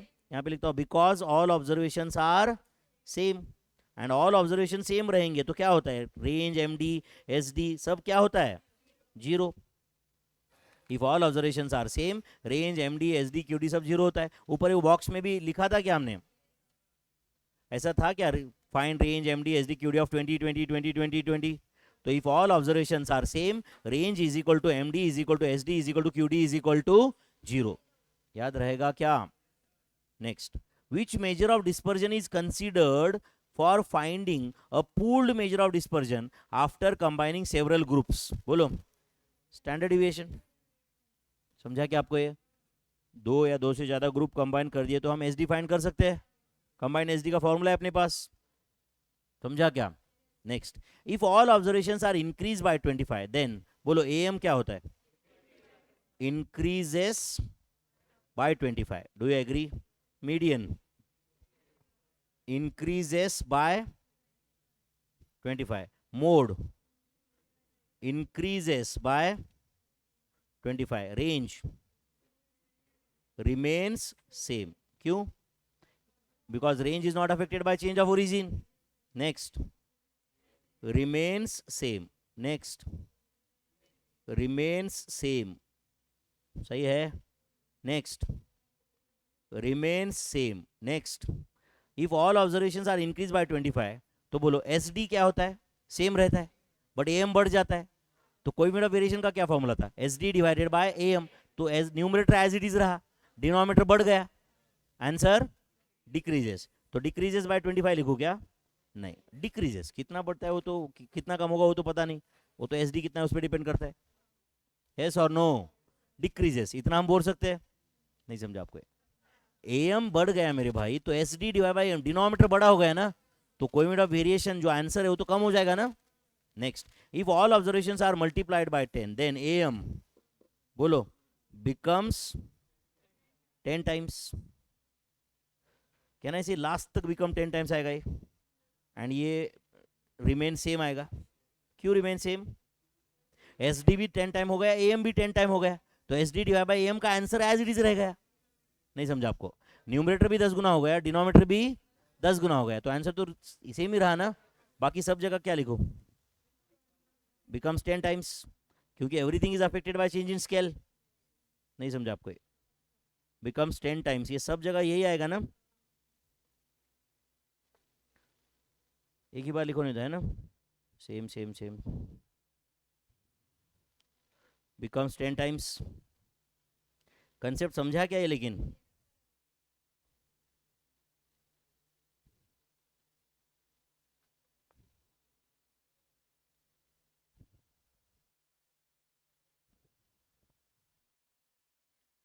And last में कोई भी ना वेरिएशन में क्या आंसर आया, रिमेन्स सेम। कोई भी ना वेरिएशन में क्या आंसर आया, रिमेन्स सेम। लिखा नहीं तुम लोगों ने, सिर्फ एक बार लिखा और बाद में नीचे ऐसे कर दिया ना। कैसे बेटे, सेम ना। कुछ चीज़ें जो होता है ना वो हर प्लेस पे वो करना ही रहता है ना। अपन समझो घर को कलर दिए, फर्स्ट फ्लोर को, नीचे ग्राउंड फ्लोर को एज सेम एज अबो बोलते क्या, कलर करते कि नहीं। खाना खाते अपन, सुबह खाते शाम को खाते, क्या सेम इन द मॉर्निंग बोलते हैं। और भी कुछ चीज़ है जो मैं बताना नहीं चाहता यहाँ पे, सेम एज यस्टरडे नहीं बोल सकते ना अपन, है कि नहीं। आज का अलग मजा लेना है ना आपको, है कि नहीं। सेम एज यस्टरडे नहीं बोल सकते अपन, जैसे पढ़ाई का मजा लेते रहोगे। आज अलग, मैं तो वही बात कर रहा था, आप क्या आप सोच रहे मुझे नहीं पता, है कि नहीं। If y is equal to minus 8x plus 500, range of x is 45, range of x is 45, find range of y। तो tell me, is it y is equal to, बोलो क्या है ये, 500 minus 8x, whether the question is in the form of y is equal to a plus bx, तो बोलो range of y is equal to absolute value of b into range of x। कितना है absolute value of b, 8, range of x कितना है 45, तो answer is 360। तो 360 क्या है, range of y, range of y is 360। बहुत प्रैक्टिस हुआ यार अब इसका, है कि नहीं। Question was in the form of y is equal to a plus bx, नहीं होता तो भी हम इस फॉर्म में लेके आते। If all observations are multiplied by -8 then range becomes 8 times या -8 टाइम्स, 8 टाइम्स। -8 टाइम्स नहीं होता है, बिकॉज रेंज हमेशा पॉजिटिव रहता है, समझता है क्या। लार्जेस्ट माइनस स्मॉलेस्ट का आंसर निगेटिव आने का चांस ही नहीं ना यार, करेक्ट है। अच्छा मुझे बताओ 2 and 8 का रेंज क्या है, 6। एक काम करते हैं, दोनों को -10 से मल्टीप्लाई करते हैं, ये क्या आएगा -20 एंड ये -80। अब रेंज क्या है 60। कैसे, लार्जेस्ट ऑब्जर्वेशन कौन सा है, -20 -80, आंसर क्या है 60। तो रेंज 10 टाइम्स हुआ या -10 टाइम्स हुआ, 10 टाइम्स, जबकि ऑब्जर्वेशन को तो -10 से मल्टीप्लाई किया था मैंने, है या नहीं। बट रेंज तो पॉजिटिव आएगा ना यार, समझा क्या। तो if all observations are multiplied by -8 range becomes 8 times, समझा या नहीं, करेक्ट और can I say values of range comma MD comma SD comma QD are always non negative, are always, बोलो नॉन निगेटिव मतलब क्या, नॉन निगेटिव मतलब positive नहीं, zero और पॉजिटिव। अगर पॉजिटिव बोलना था तो पॉजिटिव लिखता ना मैं, फिर मुझे क्या शौक है क्या घुमा फिरा के लिखने का, समझा क्या। पॉजिटिव बोलना होता तो पॉजिटिव लिखता ना भाई मैं, नॉन निगेटिव क्यों लिखा, क्योंकि जीरो भी हो सकता है। तो नॉन निगेटिव मतलब हम बोले भाई निगेटिव नहीं हो सकता, तो क्या हो सकता है, जीरो और पॉजिटिव, समझा आपको ये। Range M D S D Q D are always non negative, मतलब रेंज जीरो हो सकता है, पॉजिटिव हो सकता है, बट निगेटिव नहीं हो सकता। Is that clear. Find coefficient of mean deviation about M for first 9 natural numbers. तो चलो एक्स की वैल्यूज बताओ क्या क्या है, जल्दी बताओ। 1 2 3 4 5 6 7 8 9। चलो अरिथमेटिक मीन बताओ डेटा का, 5। इतना नहीं समझता क्या यार, अरिथमेटिक मीन 5 होगा कि नहीं। हाँ चलो absolute value of x minus A M बताओ, जल्दी बताओ। 4 3 2 1 0 1 2 3 4। अब हम पहले फाइंड करेंगे मीन डिविएशन अबाउट एम। क्या फॉर्मूला है मीन डिविएशन अबाउट एम का, summation of absolute value of x minus A M divided by small n. Summation of absolute value of x minus A M कितना है, 20 आ रहा है, 20 divided by 9 is is 2.2222। सही है क्या। ये क्या है mean deviation about A M, आपको ये पूछा है क्या, क्या पूछा है कोएफिशिएंट। तो बोलो coefficient of mean deviation about A M का क्या फॉर्मूला होता है, coefficient of mean deviation about A M का क्या फॉर्मूला होता है, mean deviation about A M divided by A M into 100। याद है क्या आपको ये। तो बोलो mean deviation about A M कितना है 2.22222, ए एम कितना है 5 इंटू 100। तो करो 2.2222 लिया क्या आपने, divide by 5 into 100, answer is 44.444 है क्या ऑप्शन में, कौन सा option, option C 400 divide by 9 का आंसर वही है 44.4444। सही है क्या, कुछ गया दिमाग में, इज इक्वल टू 400/9 ऐसे लिख रहा हूँ। सही है बच्चों, 44.444 इज आंसर। क्या क्वेश्चन था, coefficient of mean deviation about M. अच्छा मुझे बताओ इसका फॉर्मूला क्या रहेगा, coefficient of mean deviation about median, coefficient of mean deviation about median, mean deviation about median divided by median into 100, mean deviation about median divide by median into 100। Coefficient of mean deviation about mode का answer क्या रहेगा, mean deviation about mode divided by mode into 100, mean deviation about mode divide by mode into 100।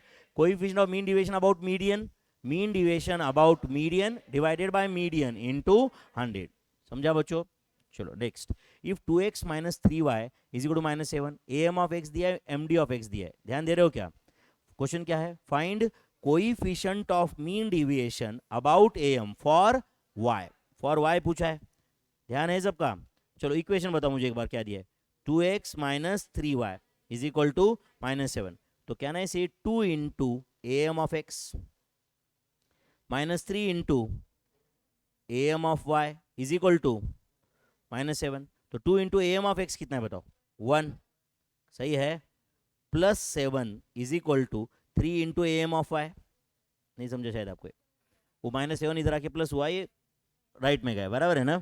तो 2 into 1 कितना, 2 plus 7 कितना 9, 9 divide by 3 3, तो am of y is equal to 3, तो चलो am of y तो मिल गया, am ऑफ y मिला क्या, हाँ चलो वो इक्वेशन जो दिया था वापस एक बार बताओ क्या था, जल्दी बताओ, 2x minus 3y is equal to, तो minus 3y is equal to minus 7 minus 2x, दोनों साइड को माइनस 3 से डिवाइड करो, क्या आता है बोलो, y is equal to 7/3 plus 2/3 into x.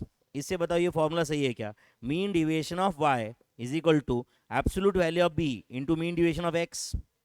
Absolute value of b कितना है 2/3, मीन डिविएशन ऑफ x कितना है 0.30, tell me whether answer is 0.20। तो मीन डिविएशन ऑफ y आया क्या, अरिथमेटिक मीन ऑफ y आया क्या, आपको पूछा क्या है भाई, कोएफिशिएंट ऑफ बोलो mean deviation about am for y, तो फॉर y समझा क्या आपको ये, तो क्या रहेगा इसका आंसर बोलो, mean deviation of y divided by arithmetic mean of y into 100, mean deviation divide by arithmetic mean, यही होता है ना, नहीं समझा आपको, mean deviation about am for y कितना है, मीन डिविएशन ऑफ y बोलो 0.20, अरिथमेटिक मीन ऑफ y कितना था, अरिथमेटिक मीन ऑफ y कितना आया था 3 इंटू 100, 100 सही है ना, कितना 6.6666 is coefficient of mean deviation about m for y, answer is none of this. इतना करके नन ऑफ दिस आया तो बहुत दुख होता है ना, बराबर ना, answer answer is none of this, लेकिन कैसे लाना है ये समझा क्या आपको, okay. Find mean deviation about mode for, mean deviation about mode for, तो बताओ जो डेटा दिया है उसका मोड क्या है पहले वो बताओ, 8/11 दो बार है, तो जो डेटा दिया है उसका मोड क्या है मेरे भाई 8/11, तो चलो पहले ऑब्जर्वेशन बताओ मुझे, हाँ बोलो जल्दी बताओ, 4/11, 6/11, 8/11, 9/11, 12/11, 8/11, सही है। अब मुझे absolute value of x minus mode बताओगे क्या आप, absolute value of x minus mode बोलो, 4/11 माइनस 8/11, माइनस 4/11 या 4/11, 4/11, 2/11, 0, 1/11, 4/11, 0, उसका टोटल कितना है 6 7 11, 11/11, 11/11 आया क्या, तो ये summation of absolute value of x minus mode कितना आ रहा है 1, समझा क्या। चलो मीन डिविएशन अबाउट मोड का फॉर्मूला बताओ, मीन डिविएशन अबाउट मोड का बोलो मेरे भाई, summation of absolute value of x minus mode divided by n, summation of absolute value of x minus mode कितना आया 1 डिवाइड बाई 1 2 3 4 5 6 ऑब्जर्वेशन थे, तो आंसर इज 1/6, ऑप्शन ए। सही है क्या? फॉर्मूले तो याद है क्या? फॉर्मूला यूज करके आंसर लाना था ना यार अभी तो, या नाही प्रॉब्लेम? ऐसा क्वेश्चन देखील नाही सर 4/11 कसं तरी झालं बघून. Answer is 1/6. Mean deviation about mode का क्या फॉर्मूला था? Summation of absolute value of x minus mode divided by small n. सही है. What is standard deviation for? What is standard deviation? Formula याद है क्या स्टैंडर्ड डिविएशन का? बोलो क्या फॉर्मूला है एसडी का?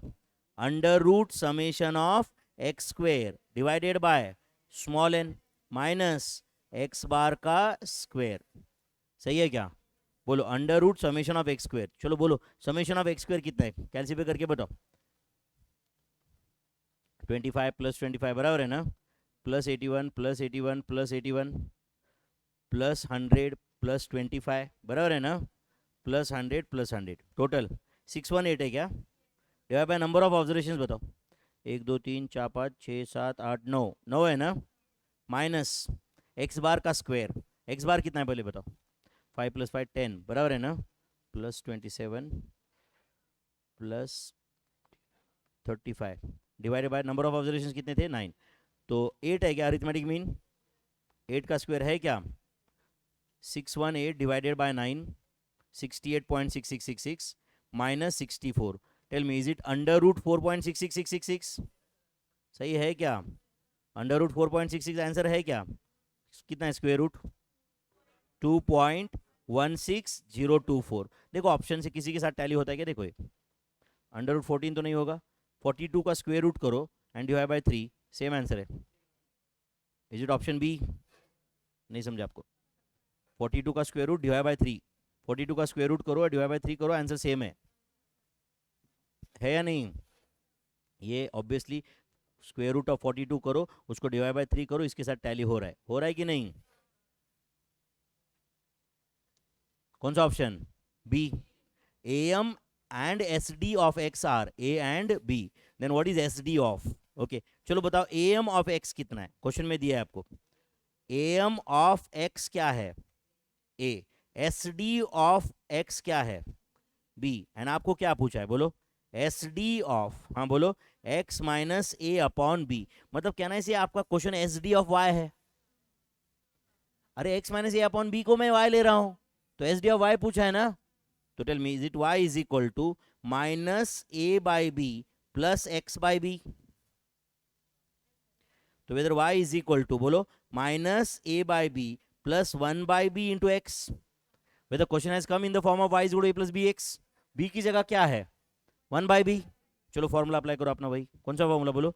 Standard deviation of y is equal to absolute value of b into standard deviation of x. If the question is in the form of y is equal to a plus B x, तो बोलो absolute value b की जगह क्या है यहाँ पे? 1 by B. Standard deviation of x क्या है? b. इधर लेफ्ट में देखो standard deviation of x b है कि नहीं? Answer is 1. So this is standard deviation of y. Standard deviation of y क्या है? 1. And standard deviation of y मतलब क्या था बोलो? x minus A upon B is equal to 1. Option B. वापस वही फॉर्मूला यूज किया हमने. अगर आप देखोगे तो सब फॉर्मूले में बता चुका आपको, आप सिर्फ इज्जत से यूज करना है वो फॉर्मूले, है या नहीं? सिर्फ देखते बैठोगे कसं काय, है कि नाही? नाही करणार मी कॅल्क्युलेशन, बघूनच कसं तरी झालं,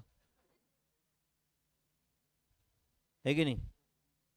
फारच नको नको वाटलं, है की नाही?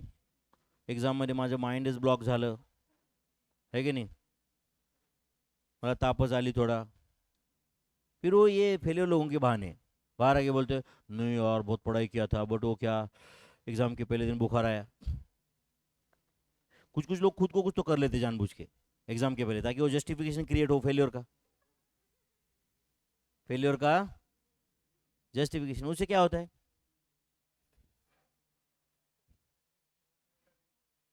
है कि नहीं?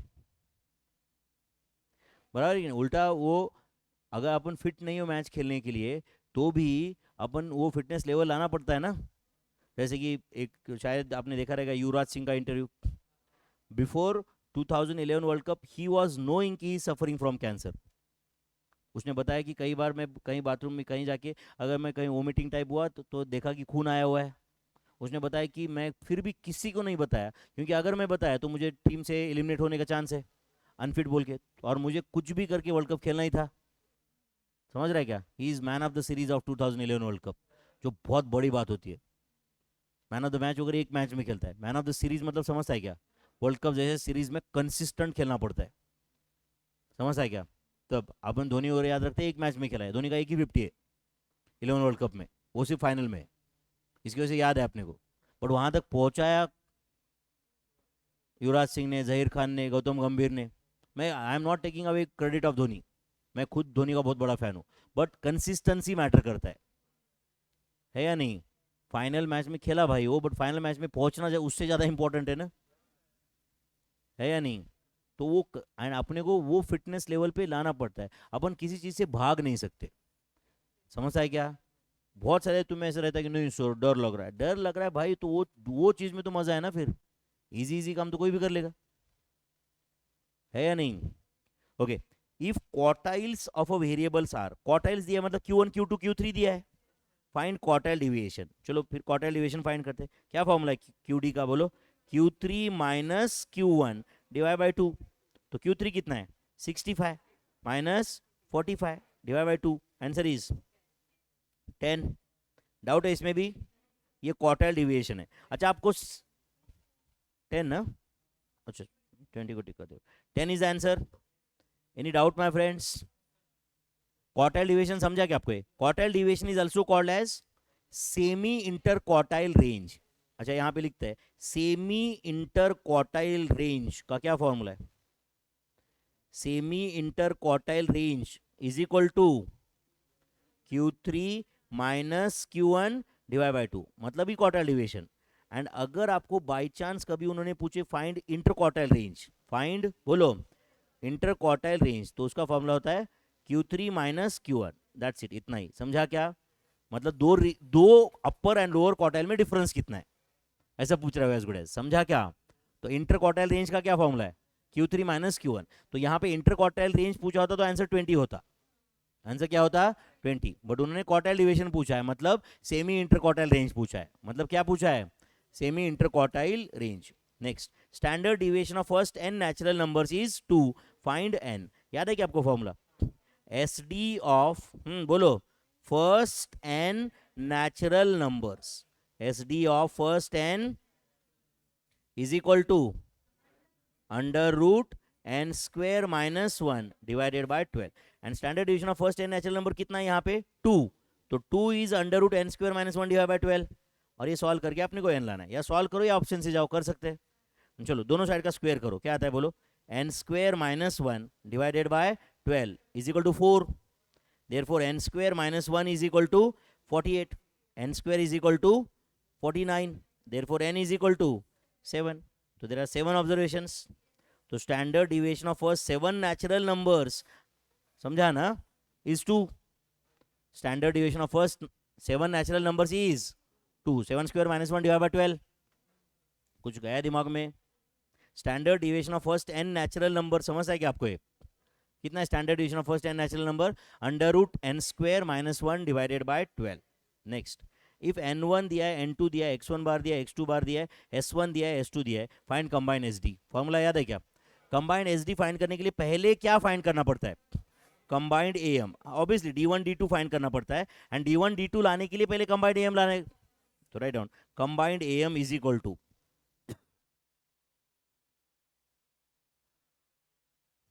कर रहे हो क्या complete? Combined am is equal to, बोलो combined am is equal to क्या लिखो? करो करो complete, don't wait for me.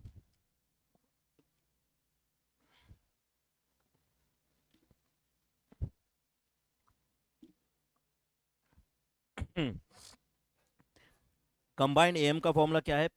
n1 x1। अब देखो बच्चों, अगर मैं यहां पे लिख रहा हूं तो अंडरस्टैंडिंग के लिए लिख रहा हूं, आप तो एक्चुअल डायरेक्ट कैलसी पे आंसर ला सकते हो कि नहीं?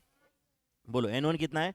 30 into 55 plus 20 into 60 divided by 30 plus 20, answer is 57। तो बताओ D1 कितना है? D1 2, D2 3, 55 एंड 57 का डिफरेंस एंड 60 एंड 57 का डिफरेंस। चलो कंबाइंड SD का फॉर्मूला यूज करना है क्या? बोलो कंबाइंड SD का क्या फॉर्मूला है? अंडर रूट बोलो N1 S1 square plus N2 S2 square plus N1 D1 square plus N2 D2 square divided by N1 plus N2। चलो अंडर रूट N1 कितना है पहले बताओ? 30, S1 का स्क्वायर, S1 4 था 16, प्लस N2 कितना है बोलो? 20, S2 का स्क्वायर 25, प्लस 30 इंटू D1 का स्क्वायर 4, प्लस 20 इंटू D2 का स्क्वायर 9 डिवाइडेड बाय 50। सही है क्या? हाँ बोलो क्या करोगे कैलसी पे? 30 into 16 memory plus, 30 into 16 memory plus, then 20 into 25 memory plus, then 30 into 4 memory plus, then 20 into 9 memory plus, memory recall divide by 50 is equal to जो भी आया उसका square root. Answer is 5.0596, 5.0596। Closest option choose करो। 5.06, 5.06 बोला तो कोई problem नहीं ना यार, 059 है वैसे भी, है या नहीं? Whether 5.06 is the answer. Combined SD का फॉर्मूला याद रहेगा क्या? कंबाइंड एसडी और उसको क्या बोलते हैं हम लोग? Pooled SD. क्या बोलते हैं? Pooled SD.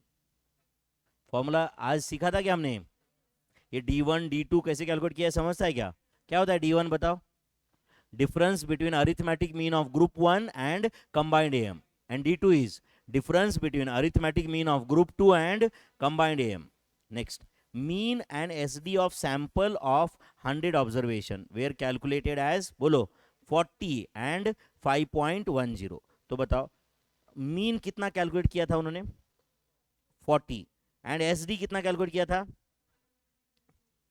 5.10। सही है ना? One observation was taken 50 instead of 40 by mistake. मतलब ये जो भी थे ये बाय मिस्टेक रॉन्ग कैलकुलेशंस थे ना, ये रॉन्ग कैलकुलेशंस थे कि नहीं? और आपको करेक्ट करके करेक्ट एसडी करना है। ध्यान दे रहे हो सब लोग? अच्छा चलो मुझे बताओ रॉन्ग अरिथमेटिक मीन क्या था बताओ? बोलो 40 इज इक्वल टू, हाँ बोलो, summation of x divided by small n। Small n कितना था बोलो? 100। तो बताओ बच्चों उन्होंने जब कैलकुलेट किया था तब समेशन ऑफ x क्या आया रहेगा? 4000। तो ये 4000 करेक्ट था या रॉन्ग था? रॉन्ग। तो अब करेक्ट क्या है वो देखते फिर, चलेगा क्या? रॉन्ग क्या आया था समेशन ऑफ x बोलो? 4000। क्या गलती हुई थी बोलो? One observation was taken instead of बोलो 50 लिया था, जबकि लेना क्या था? तो ये 4000 लेते हो, गलती से एक ऑब्जर्वेशन 50 लिया था, तो जो गलती से लिया था वो डिडक्ट, जो सही में लेना था वो ऐड। समझा क्या? तो बोलो कितना है? 3990। 3990 क्या है? Correct summation of x। जो गलती से 4000 आया था, तो अब करेक्ट समेशन ऑफ x आया तो करेक्ट AM भी आ जाएगा। तो करेक्ट AM क्या रहेगा फिर बोलो?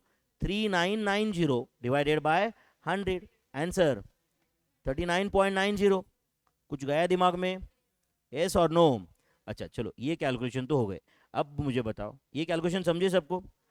बताओ स्टैंडर्ड डिविएशन क्या आया था पहले जब उन्होंने कैलकुलेशन किया था? स्टैंडर्ड डिविएशन क्या था? 5.10 आया था। वो कैसे लिया रहेगा उन्होंने? हाँ बोलो अंडर रूट, बोलो summation of x square divided by 100, small N 100 minus x bar कितना था उनका? बोलो 40 का स्क्वायर। पहले तो 40 लिया रहेगा ना उन्होंने। इसका आंसर 5.10 आया था, करेक्ट है? तो दोनों साइड का स्क्वायर करो, तो 5.10 का स्क्वायर बताओ कितना था? 5.10 का स्क्वायर 26.01। तो राइट हैंड साइड का स्क्वायर रूट निकल गया। Tell me is it summation of x square divided by 100 minus 1600? Do you agree? चलो एक काम करो, कैलसी पे ले लो। 26.01 लिया क्या? 26.01 क्या करोगे? प्लस 1600 करोगे क्या? उधर से प्लस आया, तो ये किसका आंसर है? Summation of x square divide by 100 का आंसर है, इंटू 100 करो। तो बोलो ये क्या है? Wrong summation of x square कितना है बोलो? 162601। ये रॉन्ग है ना भाई। तो एक काम करता है, अब ये रॉन्ग है तो correct summation of X square क्या रहेगा वो देखते हैं। तो बोलो रॉन्ग क्या था पहले बताओ। 1,62,601। क्या गलती हुई रहेगी इसमें? इसमें गलती से 50 का स्क्वायर लिया रहेगा, लेना था 40 का स्क्वायर। ये समेशन ऑफ एक्स स्क्वायर है ना। तो 1,62,601 माइनस 2,500 प्लस 1,600 बराबर है ना बच्चों। तो क्या आंसर है बोलो? 1,61,701। तो correct summation of X square भी आ गया। तो आप बताओ इससे अपने को करेक्ट एस डी मिल जाएगा क्या? बोलो अब करेक्ट एस डी का फॉर्मूला बताओ। एस डी का पहले तो under root summation of X square divided by small N minus X bar का स्क्वायर। अब जो भी ये पूरा करेक्ट डेटा लेने का, समझा क्या? बोलो समेशन ऑफ एक्स स्क्वायर कितना है? 161,701 डिवाइडेड बाय 100 माइनस एक्स बार कितना? 39.90 का स्क्वायर। समझा क्या? तो 161,701 बराबर है ना, divided by 100 memory plus 39.90 into M minus memory recall 25 आ रहा है, उसका स्क्वायर रूट इज 5। तो अंडर रूट 25 आंसर आ रहा है, 5 is the answer. Do you agree? तो बोलो करेक्ट आंसर क्या है? Option B. Option B 5.00 is correct S D. And correct A M क्या था? 39.90। Correct A M 39। कभी करेक्ट ए एम भी पूछ सकते हैं आपको, फिर तो बहुत आसान रहेगा ना वो। यस और no? And correct S D पूछा तो करेक्ट एस डी के लिए करेक्ट ए एम कैलकुलेट करना ही पड़ता है। आप ये नहीं बोल सकते सर करेक्ट एस डी पूछा करेक्ट ए एम क्यों कैलकुलेट किए, क्योंकि एस डी ए एम के बिना आता ही नहीं ना।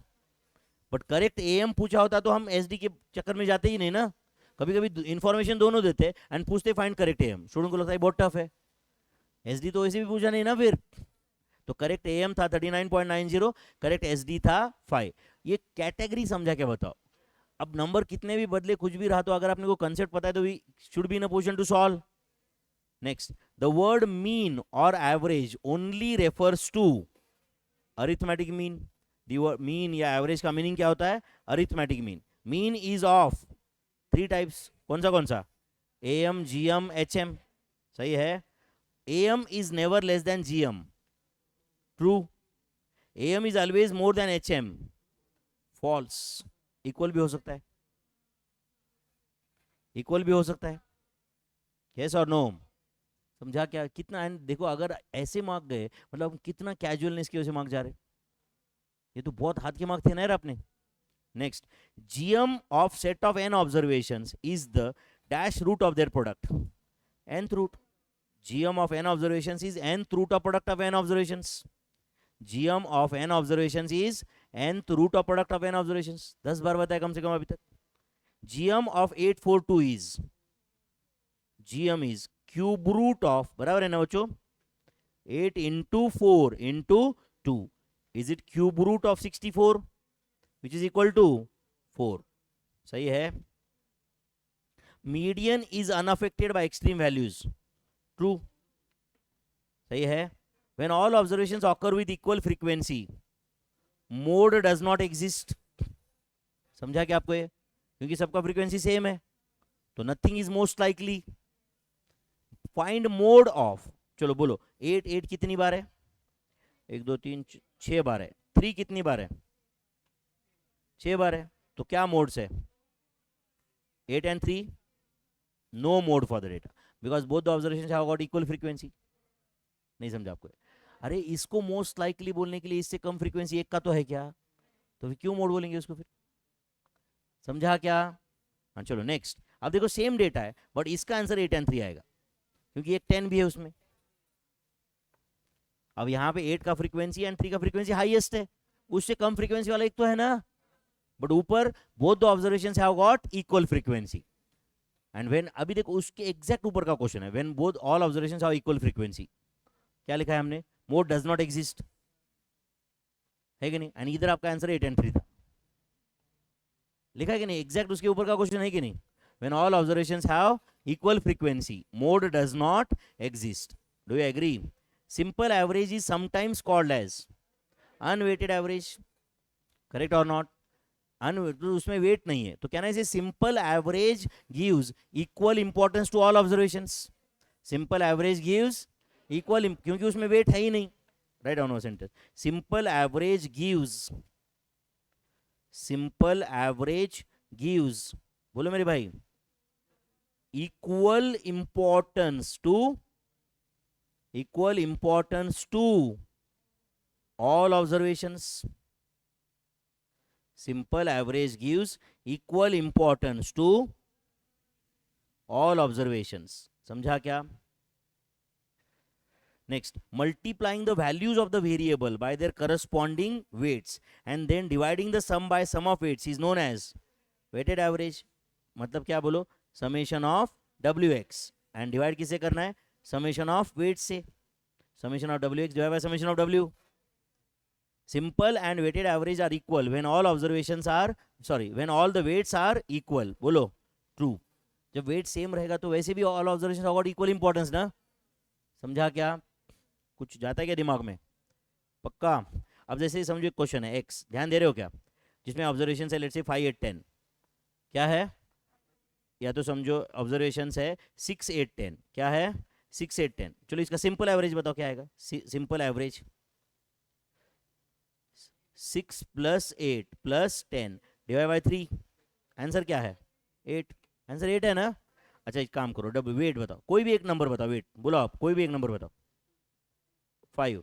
चलो सबका वेट 5 ले लेता हूँ, all the weights are equal. चलो बोलो समेशन ऑफ wx बताओ, जल्दी बताओ. 30 40 50, सही है क्या? हाँ चलो वेटेड एवरेज बताओ क्या आएगा. वेटेड एवरेज का क्या फॉर्मूला होता है, summation of wx divide by summation of w. Summation of wx कितना है 120, समेशन ऑफ वेट 15, आंसर 8 आया. तो when all weights are equal, वैसे भी simple average and weighted average एक ही आता है. When all weights are equal, all weights are equal, simple average is equal to weighted average. Frequencies are generally used as weights. Frequency कोई f कोई w बोलते हैं हम लोग. The values of all items are taken into consideration in calculation of am. बाकी median mode तो सारे number को देखता भी नहीं. gm can be calculated only when all observations have same sign and none is zero. True. सारे positive होना चाहिए, सारे निगेटिव. समझा क्या आपको ये?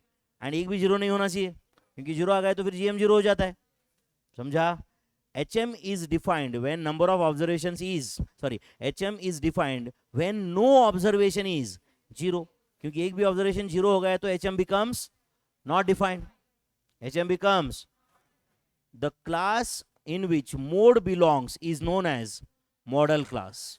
The class in which mode belongs is known as model class. बाकी कल देखेंगे, चलेगा? तुम हो सकता है तो सॉल्व करके आओ जाओ ये सब. मेरे ख्याल से ये चैप्टर बहुत अच्छे से हुआ क्या, ये कल का और ये आज जो पढ़ा है ये बहुत ज़्यादा वेट कैरी करता है. ठीक है, तो shall we stop here for the day? Shall we stop here? Okay, कल भी सुबह 7 बजे क्लास रखेंगे ना, चलेगा ना? यस.